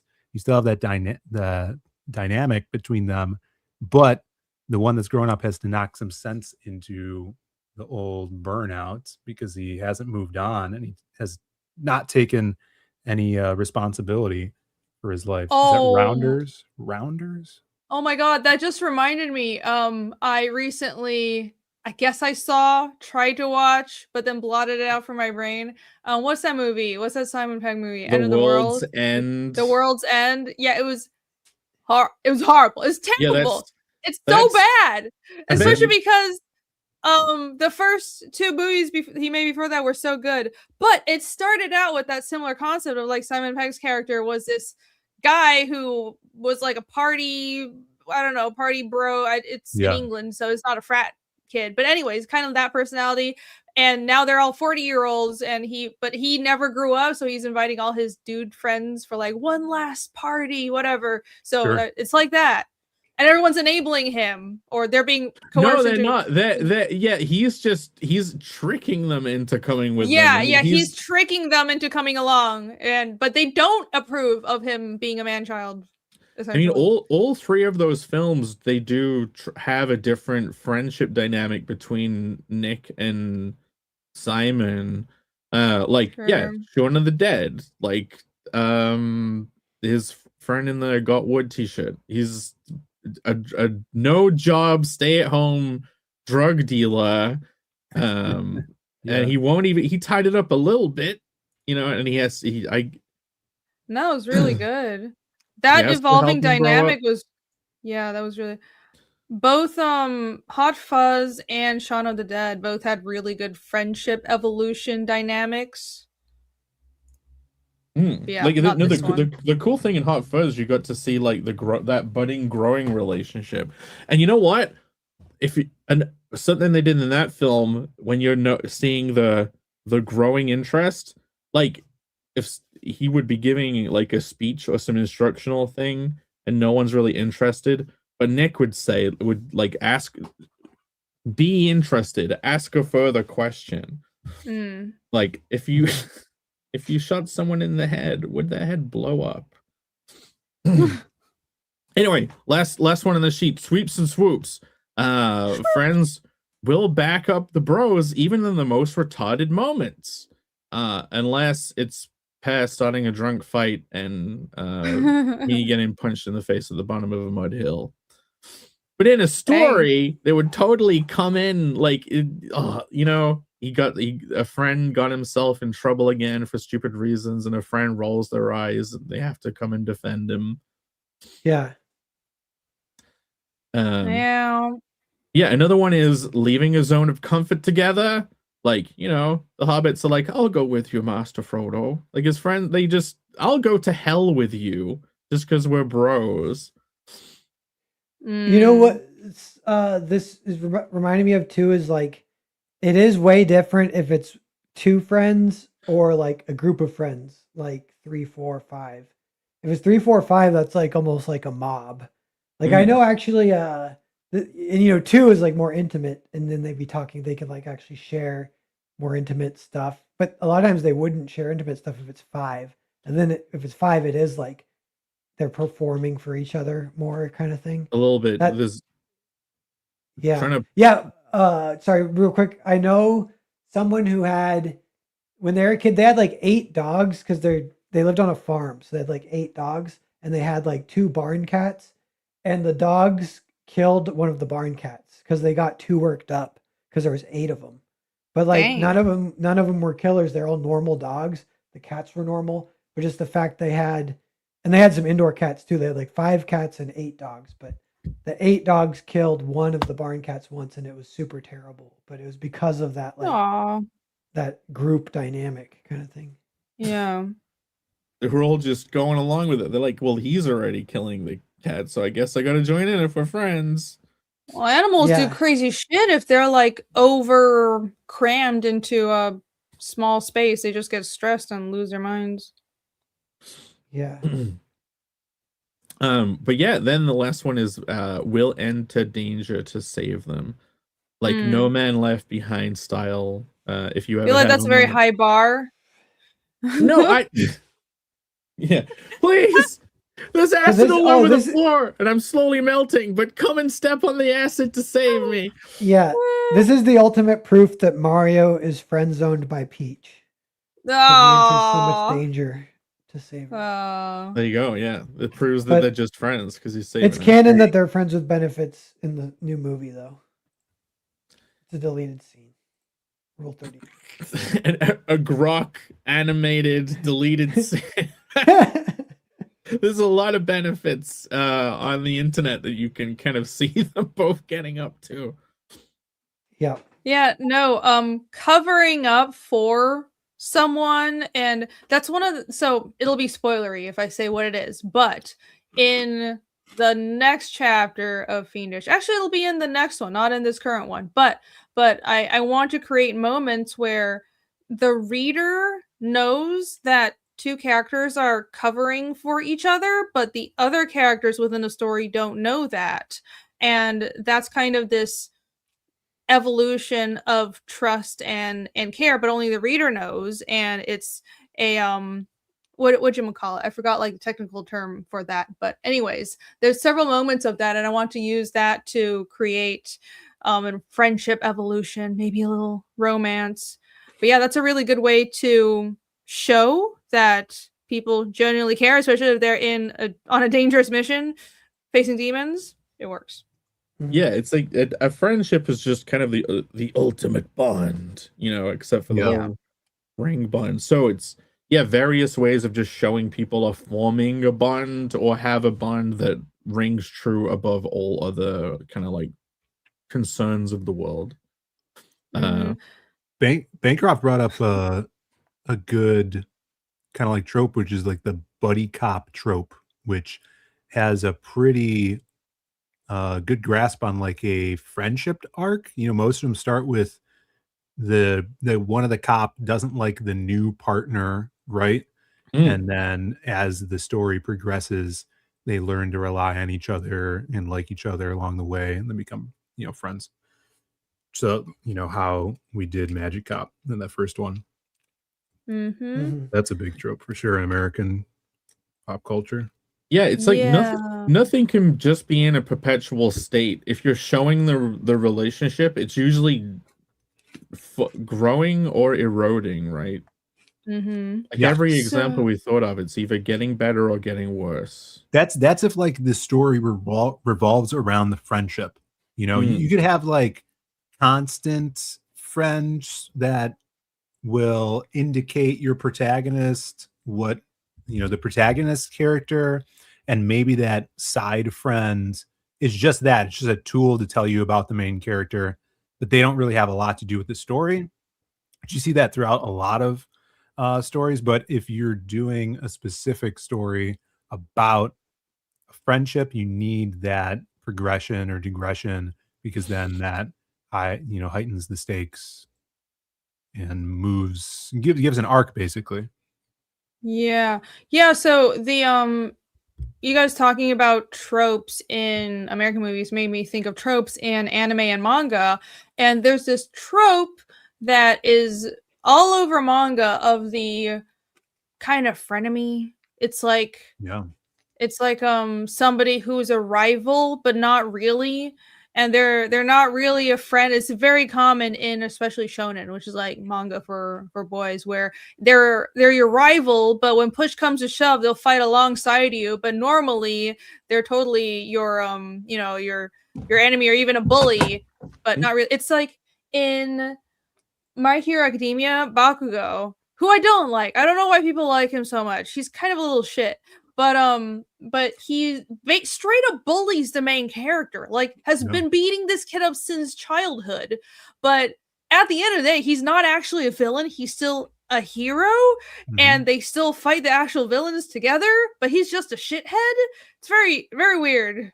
I kind of thought, I only watched, I think, the first season of the anime, but I kind of thought he was going to turn into a bad guy because he is such a dude for the main character. But that seems like, you know, he's that, you know, antagonistic to the main character, but he's still on the good guys team, you know. There was this, well, he was forced to make a choice, or the actual villains wanted him on their side because he's actually fairly powerful, and he's like, no, I'm totally a hero. I was like, that's not how I expected this arc to go. I mean, it would have been interesting, but that's like, why do you want to be a hero? He's a shithead. Oh, whatever. Yeah, friends pull up timers when they're talking. They can take that risk together. Know that it's all going to be okay. Okay. So this slide is Tars of the Feather Flock together. This is just kind of how you can just show people, you give the reason for why, oh, of course these people would be friends. They're like totally the same. Like, but they have like analogous personalities. Like, say, Always Sunny in Philadelphia. They're all very different, and they all have a different take on a problem. But it's like they care enough about the stupidest problems to even debate it, so that you can feel their friendship through that way. So will engage in conflict from a similar point of view, adds to the friend's combative points simultaneously. Hey, he's right. Realizations, starts conflict in the spirit of a friend. Like, okay, if you have the frenemies, but say they agree on like one value, and there's like a big bad that's like criticizing that value, like the frenemy will speak up and say like, well, actually you're wrong, and like suddenly they're united on like one point. But yeah, analogous points of view. They don't agree, but they have a general alignment. Quibble over the finer points of an absurd idea, kind of like we do on the show, where it's like, is it still called fingering if it's two guys? What? What? And then if we're friends, we would totally just no. It's like the booth pack thing at the beginning of the show. If you have characters doing that in a story, you kind of feel the friendship between them. Yeah, friends in the middle of a conversation, they go, "We're so funny. Someone should make a movie of our conversation." Characters in a movie suddenly go, "Yo, dude, we should be in a movie together. That'd be so cool." Bancroft brings up an interesting dynamic. Then there's the friend who actually is an enemy. That's something fun to play with. That would be difficult, only he though, knew. If the worm. If only he knew the secret identity. Yeah, there's the secret identity in, like, as in Harry Osborn, or the main character could just be kind of naive and not seeing through that there's somebody pretending to be a friend but actually sabotaging them. Or it's one of those things where it's maybe the main character is not dumb, it's just played really well by this fake friend, and it's revealed at the end that I was the villain all along, or something like that. But if you guys watch Breaking Bad, do you know the Walter White Hank Hill thing? I don't know the Hank. No. I've seen most of Breaking Bad. I've never seen either of them. Hank Hill thing. Okay, Walter is obviously Walter White, the big meth cooker, and then he has a friend who's the head of the DEA. Oh yeah, you're right. He's basically hunting him down. No, it's not even his friend. It's his brother-in-law, right? Yes. And he's no. It's his most wanted meth cook. It's his sister-in-law's husband. Isn't that your brother-in-law? I don't know. What? No, because it's the sister. It's the husband of your wife's sister. That's still your brother-in-law, right? Oh. Well, I guess. That's what I thought. Anyways. I don't know how families work. Guy, how do family work? Yeah, that's a good example, though. That's a good example. Did I write it wrong? Is it not birds of the feather? Birds of a feather? Okay. Birds of the feather. Yeah, I thought you meant I thought you were talking about King of the Hill, because you said Hank Hill. Yeah, you said. I was like, what? What do they have to do with each other? I was like, what does Breaking Bad have? Hank from the DEA. Yeah, Hank Hill's the head of the DEA. I thought I was going crazy. You did say Hank Hill. And he's right. Okay, sorry. Thank you, Black Pat. I'm phasing out. Okay, let's see if do I have any more slides? Okay. You know what? This just goes back to the first point. It's about the playing games together. Yeah, everybody if you play games together. No, I was just talking about this. Here's the thing: so like to show the people have a good firm relationship, they can split up roles, divide outcomes, share losses, and sharing losses and share the success. They can play, they can cooperate basically, which is important for humans, which is why we like seeing it in stories, which is the whole point of having friends, people you can cooperate with. Yeah, and then the last point is just abstract to evil. Any of these things, if you just like tilt them off in any one direction, you can make interestingly evil characters who are just taking advantage of each other. Like, there's nothing with a one-sided friendship where someone is pretending to be a friend. But yeah, so anything you would use to convey a friendly bond can be done with insincerity to create a dramatic irony of evil. Like, the character doesn't know that he's being taken advantage of, but you know. And yeah, an expectant one-way street with no reciprocation. Like if you can have the character flaw of the bad friend that's demanding so much from the other friends. Yeah. And they're putting up with it to a point. They're putting up with so much, and it's still not appreciated. Great. People call this a great film, but a good example of this would be Mean Girls. You guys ever see this film? Yeah. People love it. It's classic. But who's the villain in that? Who is this people? Because the girl, my brother really likes it. The girl who's supposed to be the good character is like faking friends with the mean girls, and so the point was everybody was horrible. Even the goth girl was kind of a bitch. She was just using the main character, and then the main character fell for it, got influenced, and kind of turned into, did bad things too. It was just this spiral, this whirlpool, everybody descending into shittiness. Except in real life, it's even worse. Welcome to High School with Girls. Damn. Yeah, no, it was a good movie. Heard they did a remake and it sucked. I think it's overrated. That was it. That's the last slide. That was the presentation. Hey, look at that. That was friendships. Not just friends. There's a great clip where, again from Tombstone, where Doc Holliday beats someone in cards, and the guy gets mad and pulls his guns out, but Doc pulls his guns out quicker, and he's like, "Are we cross?"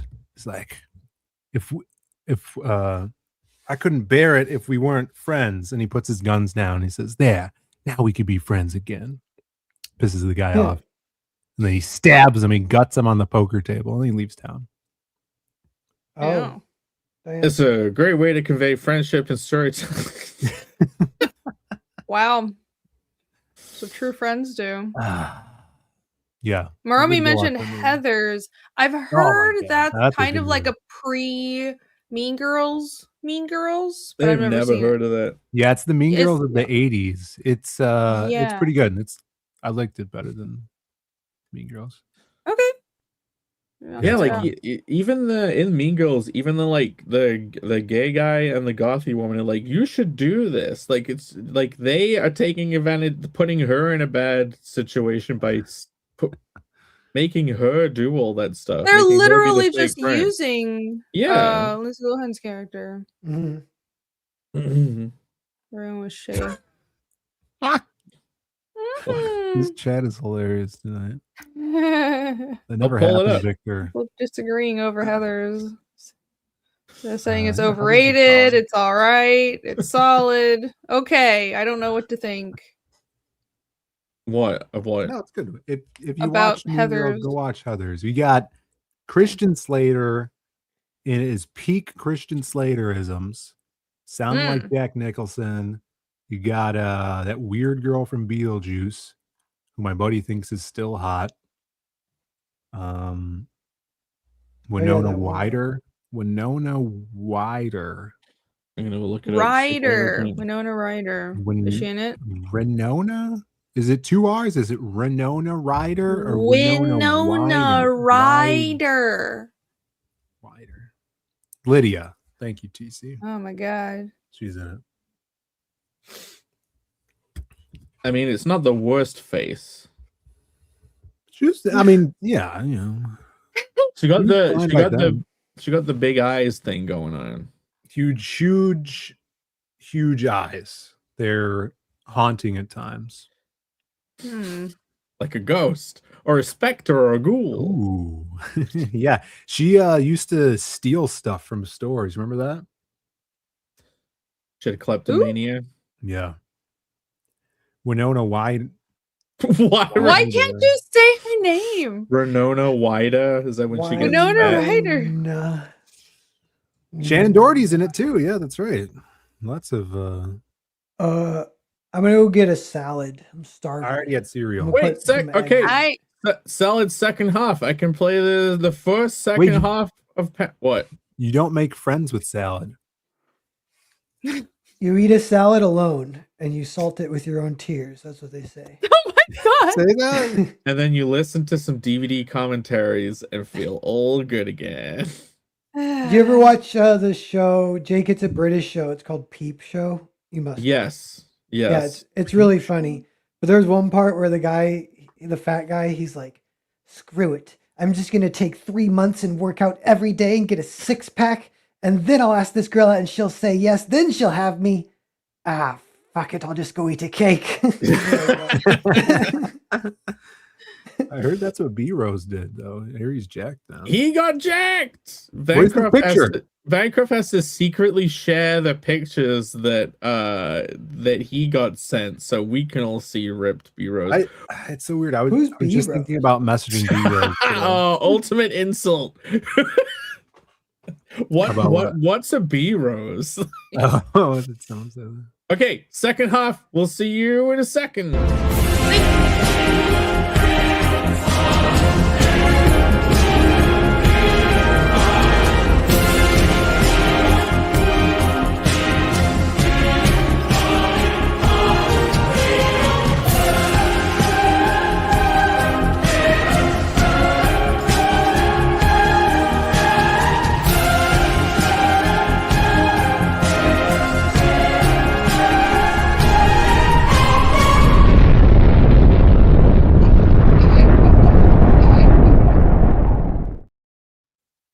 Glad that wasn't set to loop.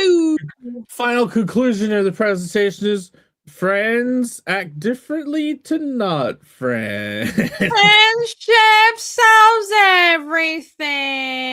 Yeah. Friends is the evolution of why humans work. Plus, we're all quantum connected anyway. Might as well be friends. Dogs. Right now. Nah. I'm here to be the grump. Wow. Fuck up friends. Actually, you know, when you get older, friends it's just a bit too much to deal with. I'm glad my friends are all internet people that I don't actually have to see in real life. Can you imagine having to go hang out in real life like on a weekly basis? It was so stressful. When I still had day jobs, it was like I didn't even realize it. But what? Did you say it's stressful to go hang out with friends in person? Yes. Wow. Yeah. Wow. Well, Different Phil, personality types, Phil. You're not all massive extroverts like you. You're a complete Socialite. extrovert. You stay in touch with everybody. You like going out and hanging out, but it's like when I started a day job, I didn't even realize at the time, but I was being mentally drained every day from having to get up, go to work. I mean, it makes me sound so whiny, first world problems, right? But like, I way prefer sitting at home and drawing and maybe have to interact with like one person every 2 days when I go get groceries. Like, that's the life. I enjoy that very much. But it was so much to not just going to work is so hard. No, it was everyone wanted to go socialize. Like, everyone wanted to go out for lunch, and everyone wanted to go hang out after work, and I didn't want to. But then it was like the social pressure, and everybody look at you weird if you didn't want to do this other thing and be fucking social. I want to go home and draw my comics. Maybe it takes a special kind of person to draw comics, Phil. Maybe it's just a cross section of people who don't want to do anything to do with other people. I'm like other people. I'm lucky I have this show so I can talk to you guys for at least once a week. It's enough for me. No, socializing once a week sounds just fine. I'm okay with that. The older I get, the less friends I have, and I'm happy with that. I used to be one of those, like, don't talk to friends for years and then catch up with them people. And then the catching up with them stopped. Yeah. Oh no. Honestly, that's another thing I've realized, where if you just don't talk to someone for a long time, but you still just intuit that, hey, we just like talk anytime and hit each other up anytime, and there's no I mean, I recently did, but it's not everyone you can do that. With some people, you definitely feel like, well, we haven't talked in a while, so it'll definitely be a problem. Like, hey, why didn't you stay in touch? You weren't there for this or that in my life. But I know people where that's not a problem, and I would try to be the same way, depending on the personality. But it's like if we all lived close to each other, we go to Perry's house for a barbecue every weekend. That would not happen. Grill some hoagies. I'm trying to think. I'm trying to think if I grill, if I lived in Philville, bangers and mash every night. Do you want to know how it would go? Do you want to know like the dementia of my mind? I'd be like, oh, this will be fun, and I'll do like one thing, and then I'll get a text saying like, hey, we're doing this. Do you want to do this? And I'll be like, well, I was really planning on doing in my head. I'm like, I was really I have plans, but the plans are to do nothing, and I don't know if I want to change those plans. You get a text at 11 o'clock in the morning on Sunday. Be like, hey man, we're going to lunch. You down? And I would be asleep at that time, and I would read that text. We're going to get lunch at least 4 days in advance. You can't just tell me we're going out in an hour. Whack-ass, tell them. Morning of, text. We're going to get lunch. We're going to the comic shop afterwards. Okay, that wouldn't have. Let me tell you. I'd be like, tell me when you go into the comic shop. I'll meet you then. Hold on. So, believe it or not, there are a lot of comic artists living in and around Atlanta. We never meet. Nobody ever. Every time it's friends with like comic art. This might be, maybe it's a certain type of personality that can suffer through drawing comics, which is basically sitting in solitary confinement for hours on end every day. But everyone meets up at Heroes Con once a year, and then there's always this talk about, oh, I gotta go to your house. We gotta do a drink and draw. It never fucking happens. Like, we live 20 minutes from each other. Nobody ever meets. Because and there's like 50 comic artists in town. Most of the people listening to the one person say that are going like, I don't think so. And they go, yeah, that would be really cool. And they're like, but like, people have tried, because I've been part of these little freelance studio initiatives, and we all ran out of a little studio together, and it's nice for a while until it's not, and then people just stop showing up, and then it falls apart just awkwardly. Okay. A long time ago, I didn't have to 9 to 5 it anymore. This is like 10 years ago, and it's been a great 10 years. I'll tell you that. So, and I noticed, I was like, man, I could have the fucking Jerry Seinfeld life. Like, oh, I can just hang out with my friends in the day. I don't have to go to work. I can just call them up and say, you doing anything? Just like you say, Phil. And I would ask them, and they'd be like, no, Jake, I have work. I have to go to work. And I'd be like, oh, fuck. So then it is actually, I think I've just been entrained to this. At the beginning of having freedom time-wise, it was great, and I was excited to do exactly that. How like, hey, Jake, we're gonna do this. I'll be like, yeah, I'll go do that. But then I was the one asking, and people were like, no, Jake, I actually have a job, and I have to go to work. I can't just go walk around a forest in the middle of the day, or like go for random food in the middle of the day. And then when I get home, I have a very short amount of time to do my shit and go to sleep to wake up for the next day. Mm-hmm. So then I was like, well, my friends, I don't have any friends to socialize with. So then I guess that's why that weekends for the boys, The boys would just go out drinking all weekend, and I hated going out drinking. That was the socializing at weekends was just boozing it up, British style. Well, I came up with another logo for you guys. If you share this, now that pairs back. I think this one might be the winner. Look at that! Oh, perfect! All right, creative bus, solid. It's it only has 2 wheels. It's just it really is a special creative bus. Pez on one of those hoverboard Segway things with the bus around him driving around like with he's pulling. I released Jake from his need to make me a logo because I'm going to use this one. You use the exact same thumbnail as today, but just Photoshop that over really badly where it's so badly cut out. Oh, you need to add a helmet to the logo. It needs 3 wheels. And the bus should be shorter if it's ours. Yeah. The creative short bus. Add some padding. Boofing and drinking. Yeah, boofing with the boys. I mean, I didn't want to boof. What? What if it's creative bus, but it's not even a bus? It's like a rickshaw in the background. Yeah, it's like a rickshaw. Someone's holding it. Narwhal Pear is transformed into a. All right, Jake has to draw Phil holding a rickshaw. It's me now. Hold on. You're the only one with legs. You're the only one with Phil is legs. pulling the rickshaw.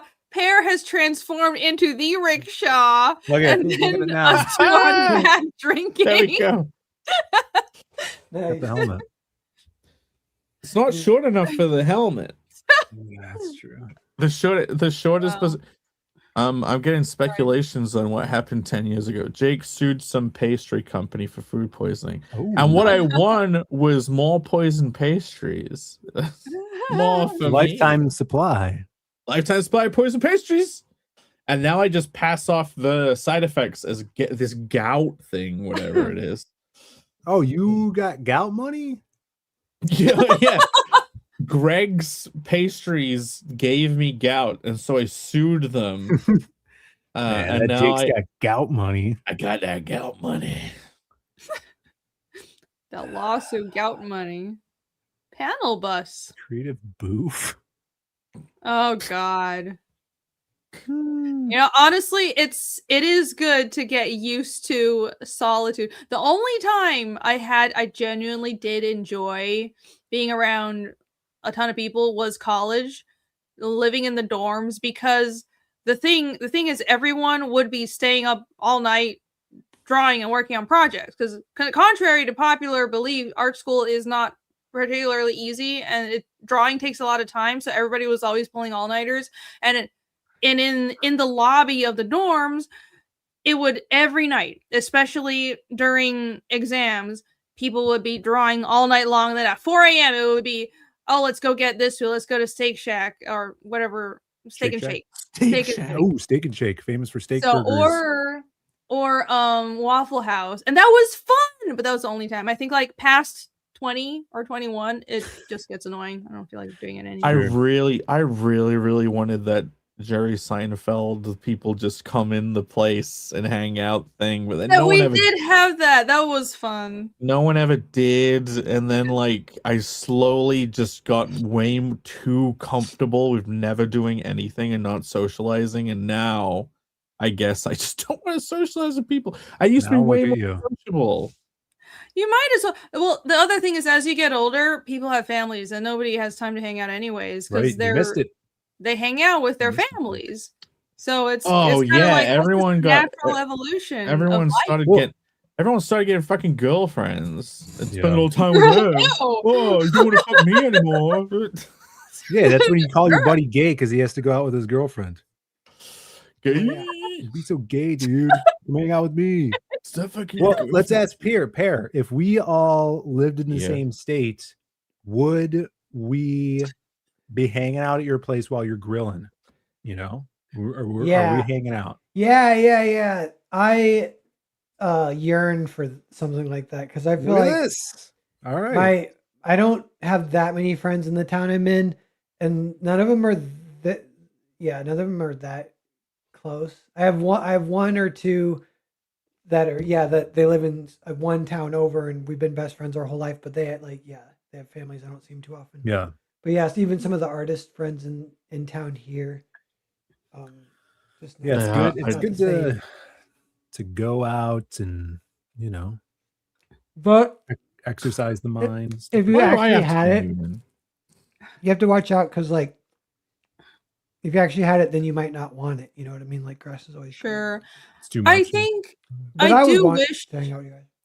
Yeah, I do wish that I had more friends nearby. It kind of sucks that America is just such a gigantic country, and it's like literally everyone I know is just scattered across not only America but the globe. But it's kind of like at the same time, some distance is good, so you don't feel obligation every time someone's doing something, because that builds resentment, and you don't want a relationship to turn into resentment. I do a weird thing now where if someone is being too much, I'll kind of like pull back a bit to see what the reaction is, and it's probably and then and then I'm like, oh, that person's insane. I'm glad I nipped this in the bud. That's true though. Sometimes I don't know. Yeah, sometimes that does happen and it's unfortunate. But... I would love to live in Philville for a short period and socialize a lot more. I would want to see if I would be able to re-socialize. I used to love it. I used to want that. We'll go to the gym. That would be great. Oh, you guys, if actually socializing in the gym is awkward a lot of times. But put your headphones in. Man, I thought of Connell while chatting to my mate going to the gym like every other day. It was great. I'd be like, yo, what about this for a plot line? My friend would be like, Jake, could you just lift weights, please? Talking to so it was you talking at them. We talk about the world. It was during COVID, so it was like just talking about conspiracies all the time. It was great. Yeah, I feel like Jake is originally social. Well, your theory of you know, whatever happened in the last 10 years, you got goutified. now you're sedentary and set in the ways of being non-social because if you talk, you're just nonstop. You know, you got that 30-minute clock. You gotta cut that down to 5. Is that how long it's been going for? You dare put me on a timer. Oh, no, wait, I'm gonna put it back on. I've been timing you on the background and you haven't pulled up my screen this whole time. Wait, you're saying in real life I just go on and on and on and on and on? I'm just saying on here. No. Which I would assume that's how you'd be in real life. You know, you get into your ideas and you like pitching them. You know. Oh no. Okay. I once drove someone back from a house party, and I was going on and on and on about like the geometry of the universe and how physics works and like what it could mean and blah blah blah. And the guy eventually says like, Jake, I really can't do this. This is a lot. I just want to. Can we just drive? And I'm like, oh shit, sorry. That was God. I think that guy was in hell. He wished he hadn't taken me up on the offer of driving him home. Well, yeah, I think it's funny how people have a different. Hold on, let me start the timer. Except this who's You're about to time yourself now. No, I'm pausing it because I'm talking. I'll start it when Jake starts talking again.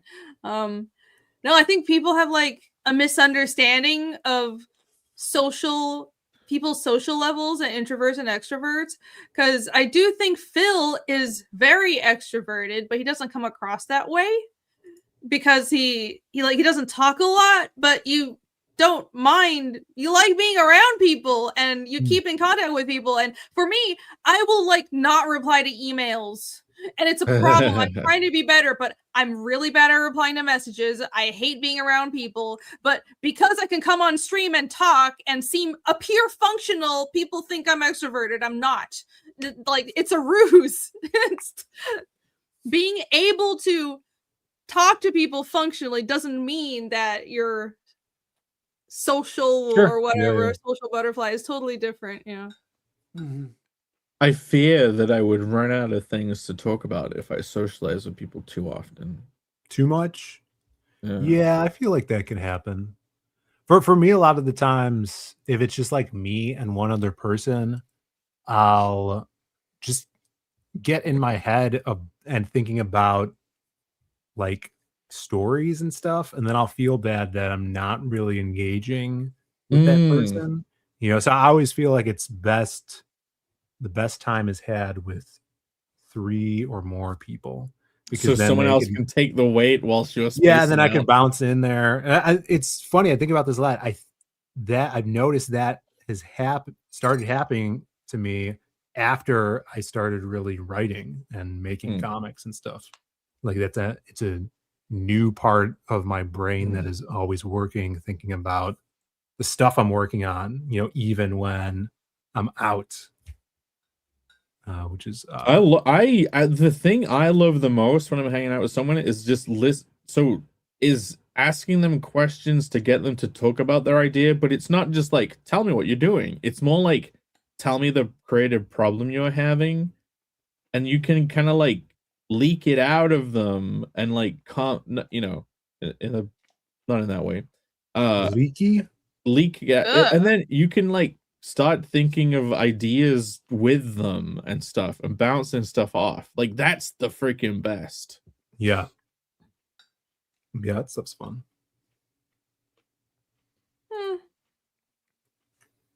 So Bill Mouse in the chat. Hello, me says me too. I'm Hi. useless unless I'm bouncing off of somebody. Yeah, it's good to that's one bouncing of the, off ideas. It's one of the benefits, bouncing off your friends. Yes. Yeah, the whole asking questions thing, like honestly, that's so easy, but I never realized how much easier that made socializing. Just ask questions. You know what I heard? I would talk to people and they'd be telling me their problems. I'm like, why are you telling me? I don't have solutions for you. But no, you just need to ask questions and keep them talking, and then they're happy. You need a sign that says like "shut the fuck up," or he starts playing the music for the Academy Awards to get them off the stage when they're talking to you.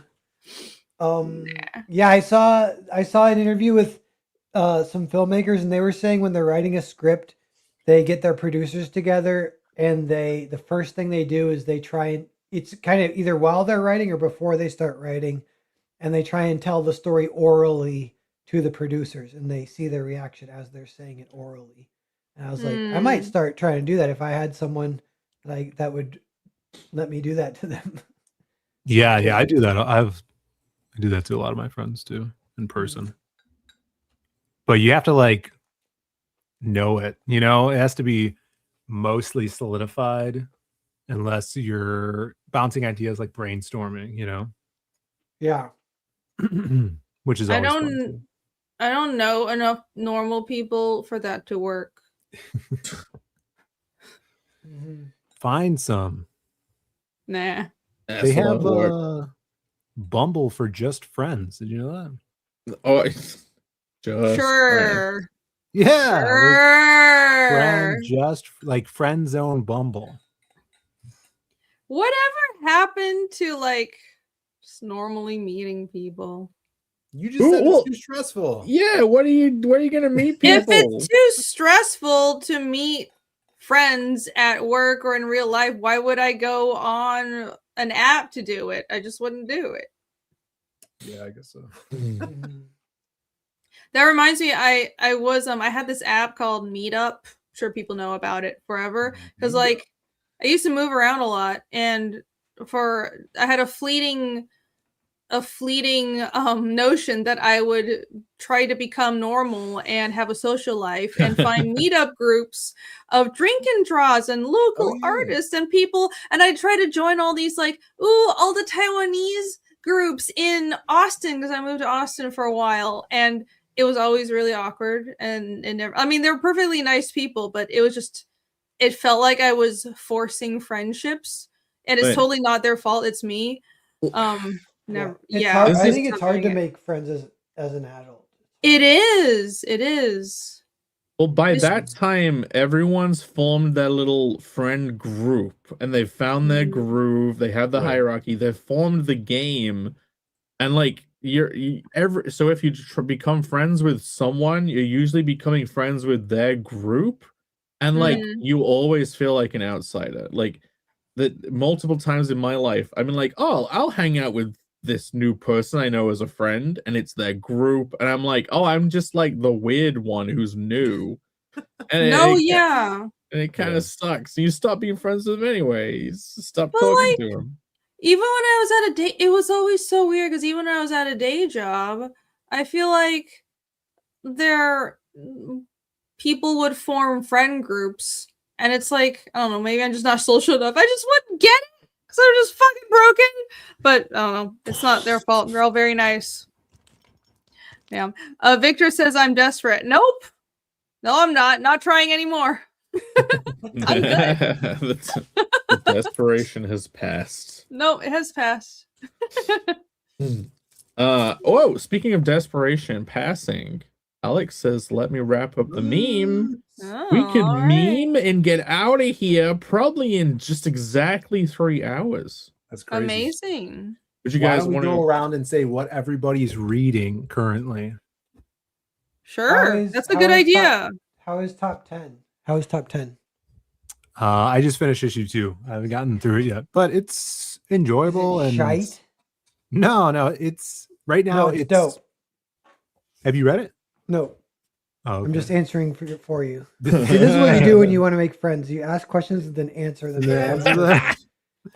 It's going well. It's keeping me interested. It's only issue 2, but I'm sure it's going to pick up.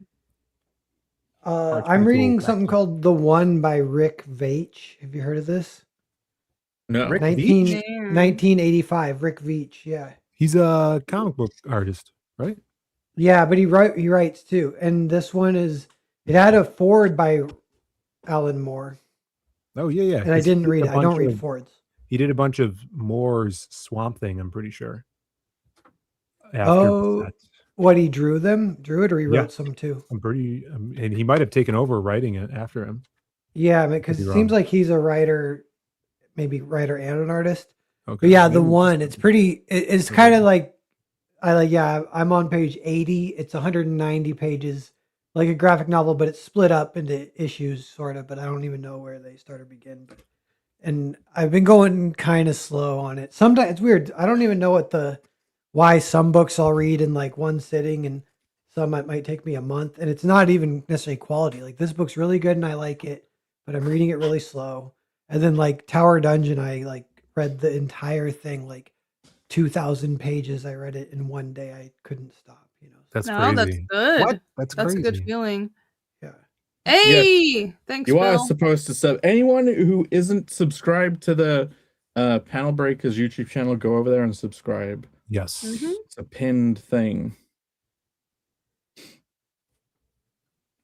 Yes. What have you started reading your book, Jake? Well, okay. So I have 2 books that I have not started reading. I got this White Noise by Don DeLillo, and then I have Bleeding Edge by Thomas Pynchon, who are probably like group entities of various AIs that the CIA has that wrote these books instead of people writing them, I guess. But I also read a bit of this. Wait, the other bookmark's fine. Is that a manga? Monster. It's just some like Sumi.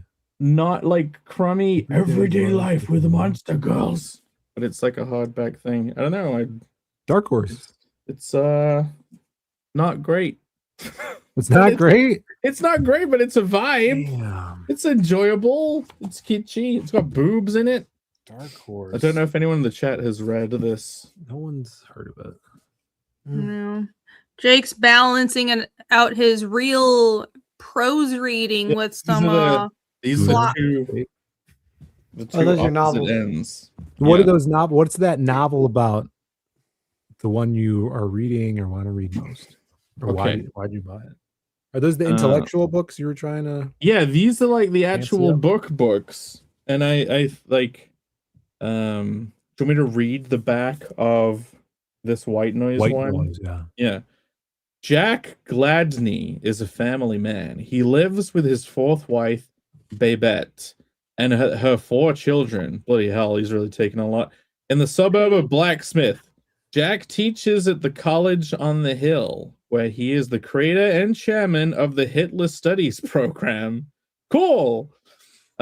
It's a life that is going well enough until a chemical spill from a rail car releases an airborne toxic event, and Jack is suddenly forced to confront an all-consuming fear. You should pull up my screen while you're doing this. Wait, is this a comedy? No, it's not a comedy. There's like he's studying Hitler Studies, and also there's a toxic spill. That sounds like something you'd write. Why is that? Why you bought it? You felt drawn to it? No, I forgot I had the power. You have the power. Okay, I got 4 minutes. So yeah, I guess it's the guy loves Hitler, and then he's like, "Man, toxic waste. I'm gonna die. Why do I have to look after this woman's 4 kids?" Wow, sounds like a carnal plot. The Observer says it's America's greatest living writer, and then the Sunday Times says nearly every page crackles with memorable moments and perfectly turned phrases. And look, I never heard of this guy. Why would that be America's greatest living writer and not someone like Stephen King or something? It's actually I think Stephen King is probably like not good or something. Yeah, that's probably it. It's like fake good. Anyway, shall I read the back of Bleeding Edge by Thomas Pynchon? If you could do it in 3 minutes. If you got 3 minutes. 3 minutes and 23 seconds, 22, 21. Standing in her way is an array of bloggers, hackers, code monkeys, and entrepreneurs, some of whom begin to show up mysteriously dead. Ooh. Oh, wait, I forgot the first bit. 2001, New York City. Fraud investigator Maxine Tano is on the case of a billionaire geek CEO, Gabriel Ice. Standing in a way is an array of bloggers, hackers, code monkeys, and entrepreneurs, some of whom begin to show up mysteriously dead. Not to mention a drug runner and an Art Deco motorboat. I like the motorboat bit. I hope that is described well. A professional nose obsessed with Hitler's aftershave. What is that? What is the Hitler? Why are you buying these? I think I know why you're buying these books, Jake. No, I did not type in a keyword and then just went for ones that were highest rated. Anyway, Jake's got a weird obsession. Will perpetrators be revealed? Forget about brought to justice. Will Maxine have to take the handgun out of her purse? Meaning, to kill someone. Will accounts, secular and comic be brought into balance? Hey, who wants to know? Question mark. See the little. Did it in under books? A booktuber suggested them, so I. Booktuber. Yeah, I learned that word this month. Booktube. Oh. Hypophysics. No, look, this it's not the smutty world of women's literature that now exists. It's the anti that.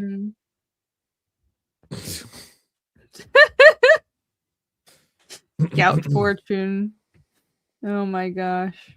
Well, I am going. Good job finishing that before your timer ran down. Well, this one is there's Monster Girls from the Monster Girl dimension, and there's an agreement between the Monster Girl government and the human government that Monster Girls are allowed to come to the real world, but they have to be have a host family who is a Japanese human. Sure, but can't fuck them.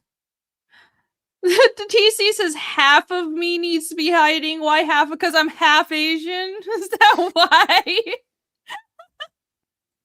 No, it's probably the Polish Jew plot. Oh yeah. No, I'm like it's the other half. I can't win. No, I'm fucked either way. It's like either it's the Asian side that's a problem, or it's the other thing that everybody hates. It's great. Half Polish. Are you even reading anything then, Irene? I am. I was about to mention. Well, I'm gonna finish this magazine. Let me stop the timer. Well done. Yay. See, you just know how to keep it brief. You do. I'm gonna continue reading this, and I skimmed that essay. I'm kind of jumping around the Aragorn essay, which is very good. Honestly, it was inspiring. I heard this was in it, so I jumped to the back to read it.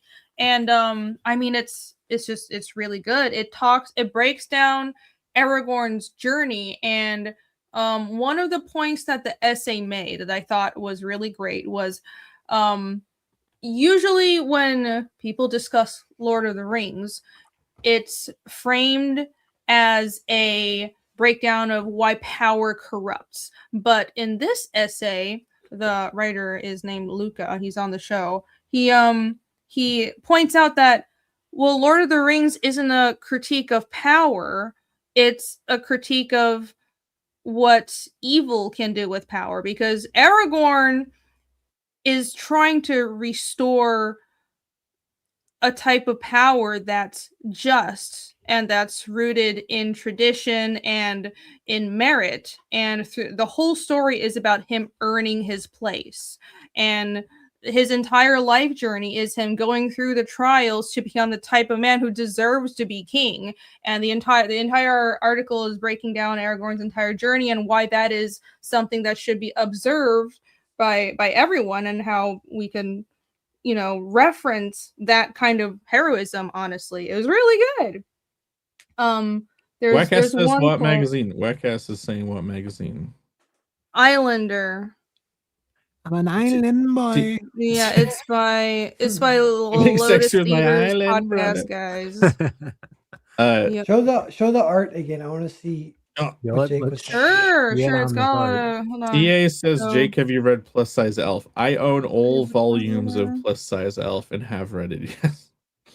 He hasn't even read the There's back a glossary. Yeah, it's got. It's got a nice aesthetic to it. A lot of art in it. There's this. Yeah, there is a comic. Look at that. There is a comic in there. Like every essay has like a different artistic style. There's this one. Would you just call them articles? What? Should they be called articles instead of essays? They're some are essays, some are art. Like, oh, this is a nice spread page. Yeah, I think cool. It's kind of in between. Like the one I read on Aragorn, that one is an essay. It's like a 3-page thought piece, more or less, but it's just commentary on heroism. This every issue of the magazine is themed around one subject, and this issue was heroism, and it's supposed to be like a bit of an oversized issue. There is a comic in it as well, so it was themed around heroism, and there was a comic, which is why I decided to get it. And I mean, I think it's a good read. You guys should check it out. There's a comic in here, but yeah, cool. Let's see. Oh yeah, Pear wanted to see that. Show Pear the page of pages. I'll go back to the page of panel breakdown. Dun dun dun. Panel breakdown. There we go. Well, that's the opening of the comic. It's only like 5 pages, I think. And Jake, at a glance, he spotted multiple mistakes. No. On the next, she's not showing that page yet because she wants she wants to be friends with the Lotus Eaters one day. So she just Oh, friends! I see how that friendship works. Yeah, that's never gonna happen. But no, I have critiques for the comic. Okay, I did spot one. I did spot one. It's the page. We were looking at the page on the left. It's fine. No. I pointed out that this page, it's this fight scene that really got to me, because so you go panel 1, panel 2, right? And my eye went this way.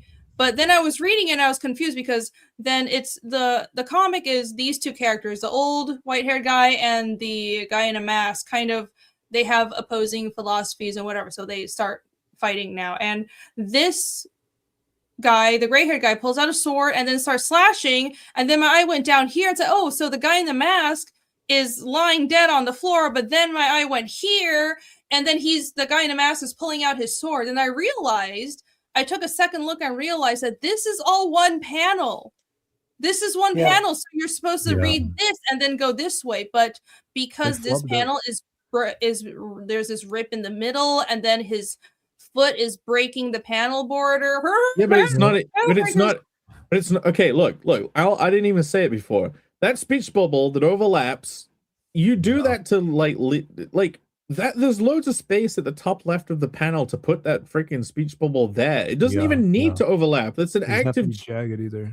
And you get to see his sword more. Plus, that foot is like, no, come down here first. Ignore those two small panels. Come to me. It's like, what? It's just, it's like the lettering in the foot is all I saw. But Irene's, I see it now too. If you actually read it, you would see Irene's for sure. There's a lot that could be clearer in the story. No, Jim Alaska, you're having a stroke. Okay, let's stop before we hurt anyone's feelings. That art was sweet. No, the art is great. Paneling is like a whole other skill. I'll be nice and show the last 2 panels, because I thought these are really beautiful. So that last shot is very nice. Yeah, they're awesome. Yeah. The coloring is great too. Yeah, the art and Is the that, coloring. is that AI? No, it's not. They don't use AI. Get editors. Why are editors not a thing? Why is there no baton passing from experienced people? I don't expect that this is drawn by someone who's like those comics as much as us. So, there's like Warhammer stuff. So there you go. I know some people on the podcast really like Warhammer. So, yeah. I want. Hold on. There.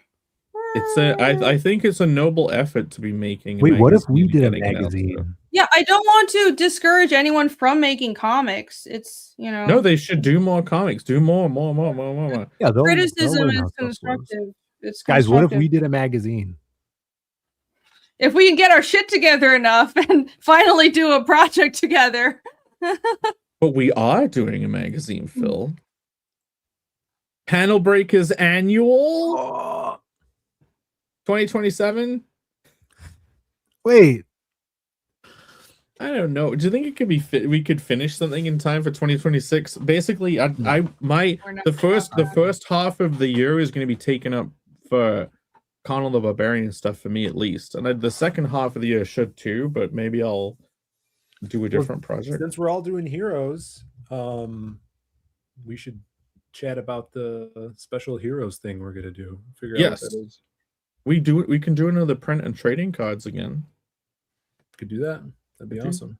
We definitely got to do a stamp rally-ish thing, but we'll come up with something a little different. But yeah, we got to do a group project thing at Heroes. I'd love that. It's going to be great. I'm going to make it a party. Party. Party. Okay, we have a meme. We have a meme. Okay. I wanted to read a couple lines from this article. That's always good. Thought it was cool. Free of a timer. Too bad. Listen. We're trying to be smart people here. So I'm reading smart people essays. Aragorn's spirit uplifts his men, enabling them to achieve feats beyond their ordinary capabilities. That is power, that is kingship. To walk the path that must be trodden not because it is possible, but because it's right. And to lead the will of others in that direction. And then towards the end, there's with the One Ring as a chief symbol of power, Yet Tolkien understood that if good embodied by Aragorn does not seek to reaffirm power rooted in tradition, legacy, and memory, that vacuum will be filled by evil, which holds these in no regard. Anyways, I thought that was cool. Sounds like one of those you had to be that kind of things. Okay. Anyways, I enjoyed it, Irene. Moving on. Thank you, Phil. I think Pear and I enjoyed it the most. I was checking Twitter. Thank you, Phil. Can you read it one more time? Can you read it Back again? to talk about goofing. Ryan and I enjoyed it the most, I think. Sure. Hey, Ryan loved it. Like, yeah, he loved it. Thank you. Ryan has taste. Ryan, have you read top 10? Guys. Just let me know. All right, meme time, people. Right, here it is. God, look at this. Hey. Oh my. Yes, this is like you cannot meta. Dude, we're breaking through the panel. Look, this is the AI almost perfectly recreating the original art, but for some reason making the pencil just a piece of wood with a rubber on it. It's amazing. Anyway, okay, so I don't know how we navigate this. Insane. Look, that's great. We got writer's block up here. We have the Japanese friends. Is this are we in Japan? This should be like something that happens in the comic where I want the team name to be something different. So I'm like going around and tagging graffiti of my stupid new team name things on walls. Oh, that's awesome. Of every universe we go to. Dude, you as a graffiti guy is awesome. Yeah, that'd be hilarious. You can be like 90s. You should be like 90s dude. You guys know what I'm talking about? Like, yeah. It's revealed that the guns are not guns; they're actually spray canisters, and you graffiti with the gun on the wall. Switch it out, like switch the cylinder out for a paint can. Yeah, and you turn the the bullet thing to do the different colors. You just spin the chamber to get a different color. It's awesome. So these are the friends, us, the human Oh, friends. in TV show reality, yeah. us. Cute! Look at us! That looks like outside the restaurant in Florida. It Oh, does! yeah, Tampa, It looks yeah. like that Butters freaking burger Burgers. place Butters. in Tampa. Butters Burgers. Rip. Man, rip. It's good. Pat, you Times. needed one of these t-shirts. PB shirt. PB t-shirt. We can make PB pin badges, by the way. We could make little enamel pins. We need to have that for heroes now. I swear. And then the other side is like it's like the X-Men cover where they're coming out of the old version, breaking through the creative block. Yeah. Look, there's the panel busters are breaking through the YouTube thumbnail on the creative buzz of the creative bus. There you go. Perfect. TC says, why'd you make Narwhal so short? Pear's not short, it's just that Phil's 7 feet tall. Oh yeah. He's exactly the same height as Irene. Yeah. So technically, well, I'm too tall. He's farther, so you know, yeah, he's a little taller. Smaller or further away. Well, blame the AI. All right, I think Paris up first. Japanese friends. It's good. Oh, Forenzo. Is that a smut novel? She's a Kardashian that ruins Kiki's delivery service. Yeah, a vampire slaps his ass. It's called Friends with Benefits. That might be how Bruce Banner became the Hulk. That's the Narwhal Nugget. Nice. That's good. Very good. Hey, friends, look at him. Yeah, those Japanese friends look great. Japan friend. It's Hirenzo? Shouldn't it be Furenzo? Well, it's on. Oh no, that is Furenzo. They printed it on a poster, so it's got to be right. It says friends. Right. I read. What you're reading. No, Yeah. we're trying to read the.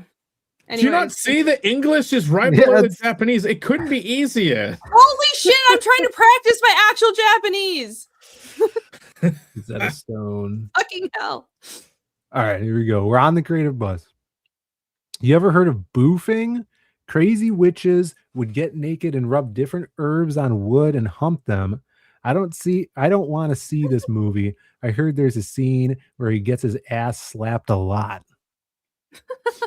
Alex, I hope did you have to edit this together, or did the AI just make a bus with us in after you showed? He's like, put all these characters in the bus. Look at there's a drop shadow of my arm onto the bus door. Yeah, it must have been in the bus.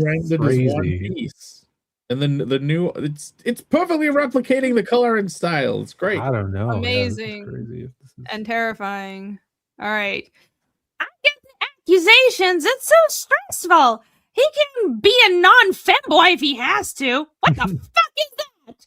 It's like you laser focus all your coloring energy into that one ball. Wait, so he's marinating himself? Yeah, we really want to be associated with that. Marinating is hilarious. Hey, look, they forgot it didn't do the bum chin, but he has a strong enough chin, so it's okay. Okay. Impressive. It's all about getting high with the bros. They get together and have a boof off. Tides of the feather flock together. He's just a little messed up. He just needs a little heroin. Get one of those dog strap-on things. Oh my god. Gold. Perfect, Alex. There are additional images that I could pull up. Dude, this is the best one of the year, I think, so far. Last week's was pretty. I remember last week's being pretty damn good though. Last week was great. Yeah. Okay. I'll pull up the friends related one first. Hold on. I sound like I'm from Wisconsin. I don't even know what people from. I don't even know what that is. Wisconsin. Do they sound like Fargo people. It's where the people when we went to the printers, when we drove to the printers, that was in Wisconsin. That's true. Why does Jake look like a bearded girl? I know. Look at this. What's happening? Leather jacket. It's like, dude, you don't want to know the effect Ozempic has on your mind. I get no ideas now. Oh my god! It was like his eye makeup on. So who am I? Am I Ross? I went from bear to twink so quickly. It's all a blur. Here's Why am I a maid? Chandler. Yeah, you're interfacing. You're Ross, clearly. Yeah. You don't want to admit, but you're Ross in this situation. I get to be Joey. I don't know how I feel about this. I get to be Joey. And Pat gets to be the dead one. Chandler. Wow. Matthew Perry. Timothy Chandlemagne. Oh, I'm the barista. Okay. Which is Rachel or extra character? I don't remember. No, not Rachel. What was the other one's name? Oh, Monica. Dolph's Oh yeah, Monica brother? you're Monica. Sister. We had people would put on Friends so much just on the TV during lunch at high school, and I watched so much of it, but just don't remember it. It was like in one year, out the other. No, Jake, I figured it out. You're Rachel. You got the hair. You have the Rachel haircut. It's Rachel and Monica hanging out. Perfect. Rachel, what happened to your breasts? Oh, I have to let him go. It keeps me different, you know. Rachel goes trans. Ross is still into her. It's okay. I'm a modern guy. I'm okay with no boobs. It's fine. The beard, we can make it work. Sorry, dude. We're just friends. Anyway, we got this. Look at Napoleon. That would be such a little, such a great Nendoroid, like little figurine of Napoleon. Yeah. It would be so cute. This meme could get like tweeted out solo and become viral, I think. Yeah. It depends on, I guess people know what boof means. You gotta boof. Yeah. You gotta go boof viral. Gamma radiation boof viral, Alex. It's so funny that Napoleon's just there being smug. I told him not to beef that much. God, anyone looking in from the outside would just think we're totally nuts. We are. What the fuck is happening? Oh, these are great, Alex. Okay, we got one left, I think, unless you posted more, but I think we pretty much have one left. Are you ready? You ready? Yeah, let's go. Oh, that's funny. Jake looks hilarious. He afroed my quills. Awesome. I got puffed up quills. Holy shit. Beast Boy Narwhal is great. Yeah, look at this. That's like we're all cosplaying the character. I don't know why he's like cape though. Alex is having a lot of fun with the new artwork. That's awesome. Yes. Wonderful. Wonderful. They always make you look like a little bit more like a Rick and Morty character than how I would. They fixed the eyes, Yeah, like need to fix these. That's awesome. They try to make you look less crazy. Oh, that's funny. Those guns really do look like if you shot anyone with them, like half their body would fucking those are huge. Terminator 2 ricochet half your skeleton away. Probably yes. Look, we gotta check. We gotta check. Bulge? Yeah, I don't think there's a dick. I think there's no dick. Peen. No pee-pee. No dick? That's why you have the staff. Yeah, it's to replace it. Compensation. Excellent. Glad we have our priorities straight. Thank you, Alex. Yes, thank you. So amazing. Thank you, Alex. These are great. Wonderful as always. Right. Well, it's been 3 hours, 10 minutes. So if anyone would like to promote, update about their projects and stuff, and also say what we'll be up to this week if anyone's streaming, then the floor is yours. Irene. I suppose. Pages up. Oh, this is upside down. Right, here are a couple. If you missed the earlier part of the show, here are some pages I've been working on. And there's more, but spoilers. So anyways, just a little update for all of you. I'm working hard on Fiendish 3. These are pages for Fiendish 3. So I'm going to just be penciling and inking like a madwoman for the next few months. And yeah, stay tuned. Follow the Kickstarter and Indiegogo for more updates. And if you haven't backed it yet, you should back it right now because the book is still available on both platforms. Thank you very much. Check out Fiendish, everyone. Hey. Excellent. Also next week, hopefully, if everything goes well, Pez is launching Grand Prix 3, aka Grand 3. Grand 3. Is that on my channel? Next week is my channel. Okay. Yeah, on my channel. Yeah. Grand Prix launch on my channel next week, everyone. Grand Prix and new nonfiction book launching next Thursday. And it's the trade collection. I'm lettering it now, so it's all done. I'm doing some lighting because I'll flat it first and then I can do the lighting pretty fast. See if I have any pages. I've been posting some of them. Will you have the third book as a single and then also the collection? Yeah. Okay, yeah, so you can get the third and you can get the trade. I don't know. I'll show you guys one of the covers, I guess, right now. Let me see. I actually posted this on Instagram, but Instagram props the full trade. Wait, what? How long is the page count for if you it's like 150 at least. It might be a little more. Ooh, that's cool. Maybe 160. Oh. But here's the cover. I like the continuation of that sliced cover. It's blonde Henry Cavill and Zendaya. Oh yeah. Oh no. Yeah. Fucking Zendaya. She back. And look she's got warts on her face. Can you see? Just like Zendaya. No. That's how I do it with Zendaya. She's been doing the wrong kind of socializing. No. I regret to say that her design, not her personality, just her design has reminded me of Casca a lot. Yeah. Oh, nice. Nothing I can do about that. Probably. It's not a bad design. Yeah. Yeah. Yeah, and then there's Spaceman. People have been wondering when Spaceman's coming, so he's in this one. How he will be. You gotta keep. He looks dope. Reading. 3 of 6. Cool, thank you. Everyone sign up for my mailing list and be ready. Be ready on Thursday. It's gotta be a smash hit. It's got to.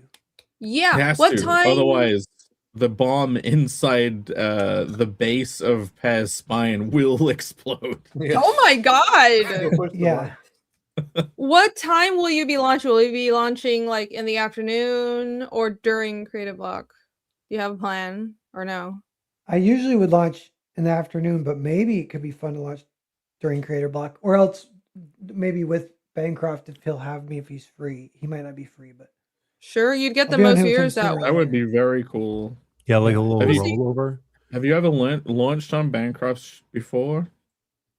I can't remember. I go on his for every book, but I don't know if I've done a launch yet.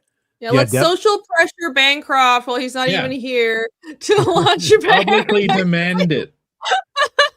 I think Indiegogo works different now where I think you actually set a time and you don't push a button. I could be mistaken, but I'm pretty sure you actually tell them what time and what day you want to launch.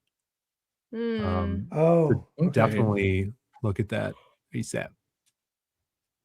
Okay. Yeah. She on kicker. Tired. All right, cool. Phil, you streaming tomorrow? Streaming tomorrow. More info on issue 1 of Man with No Strings. It's completely done now. Print files are set, and we're going to be putting up a cool promo image tomorrow that is telling everybody we will be launching in February, and there's going to be a lot of new promo images, covers that will be showing off in the coming weeks. leading up to that while I build up the pre-order campaign, which will be on Zaid Comics site as well. And you guys could still get issue 0 and all of our other books on there right now. We sold 2 beans today, guys. Oh yeah, 2 beans, 1 silver bean and bonanza. one hollow glow bean sold today as well. So shout outs to everybody that's been grabbing those. Yeah, we'll talk more about this tomorrow. Just stay tuned for that stream tomorrow night. Oh, you're gonna Jim Alaska is asking for a matching shell bean. I mean, like a new shell bean? Yeah, I'm sure we could work on that. I'll poll the chat tomorrow, see if people want a new design or a new material for the Rootin' Tootin'. But it'll definitely be back up on the campaign because you can't get that one right now. I'm thinking a good variant would be a kind of Connell the Beanbarian type variant, like some kind of like adventure-y, muscular, veiny Beanbarian, blue, printed in blue. That would be possible. That would the sky's the limit. Yeah, that's a great idea. Shell bullet. Updates for me. Still no updates from the standee people, but they should be working on it.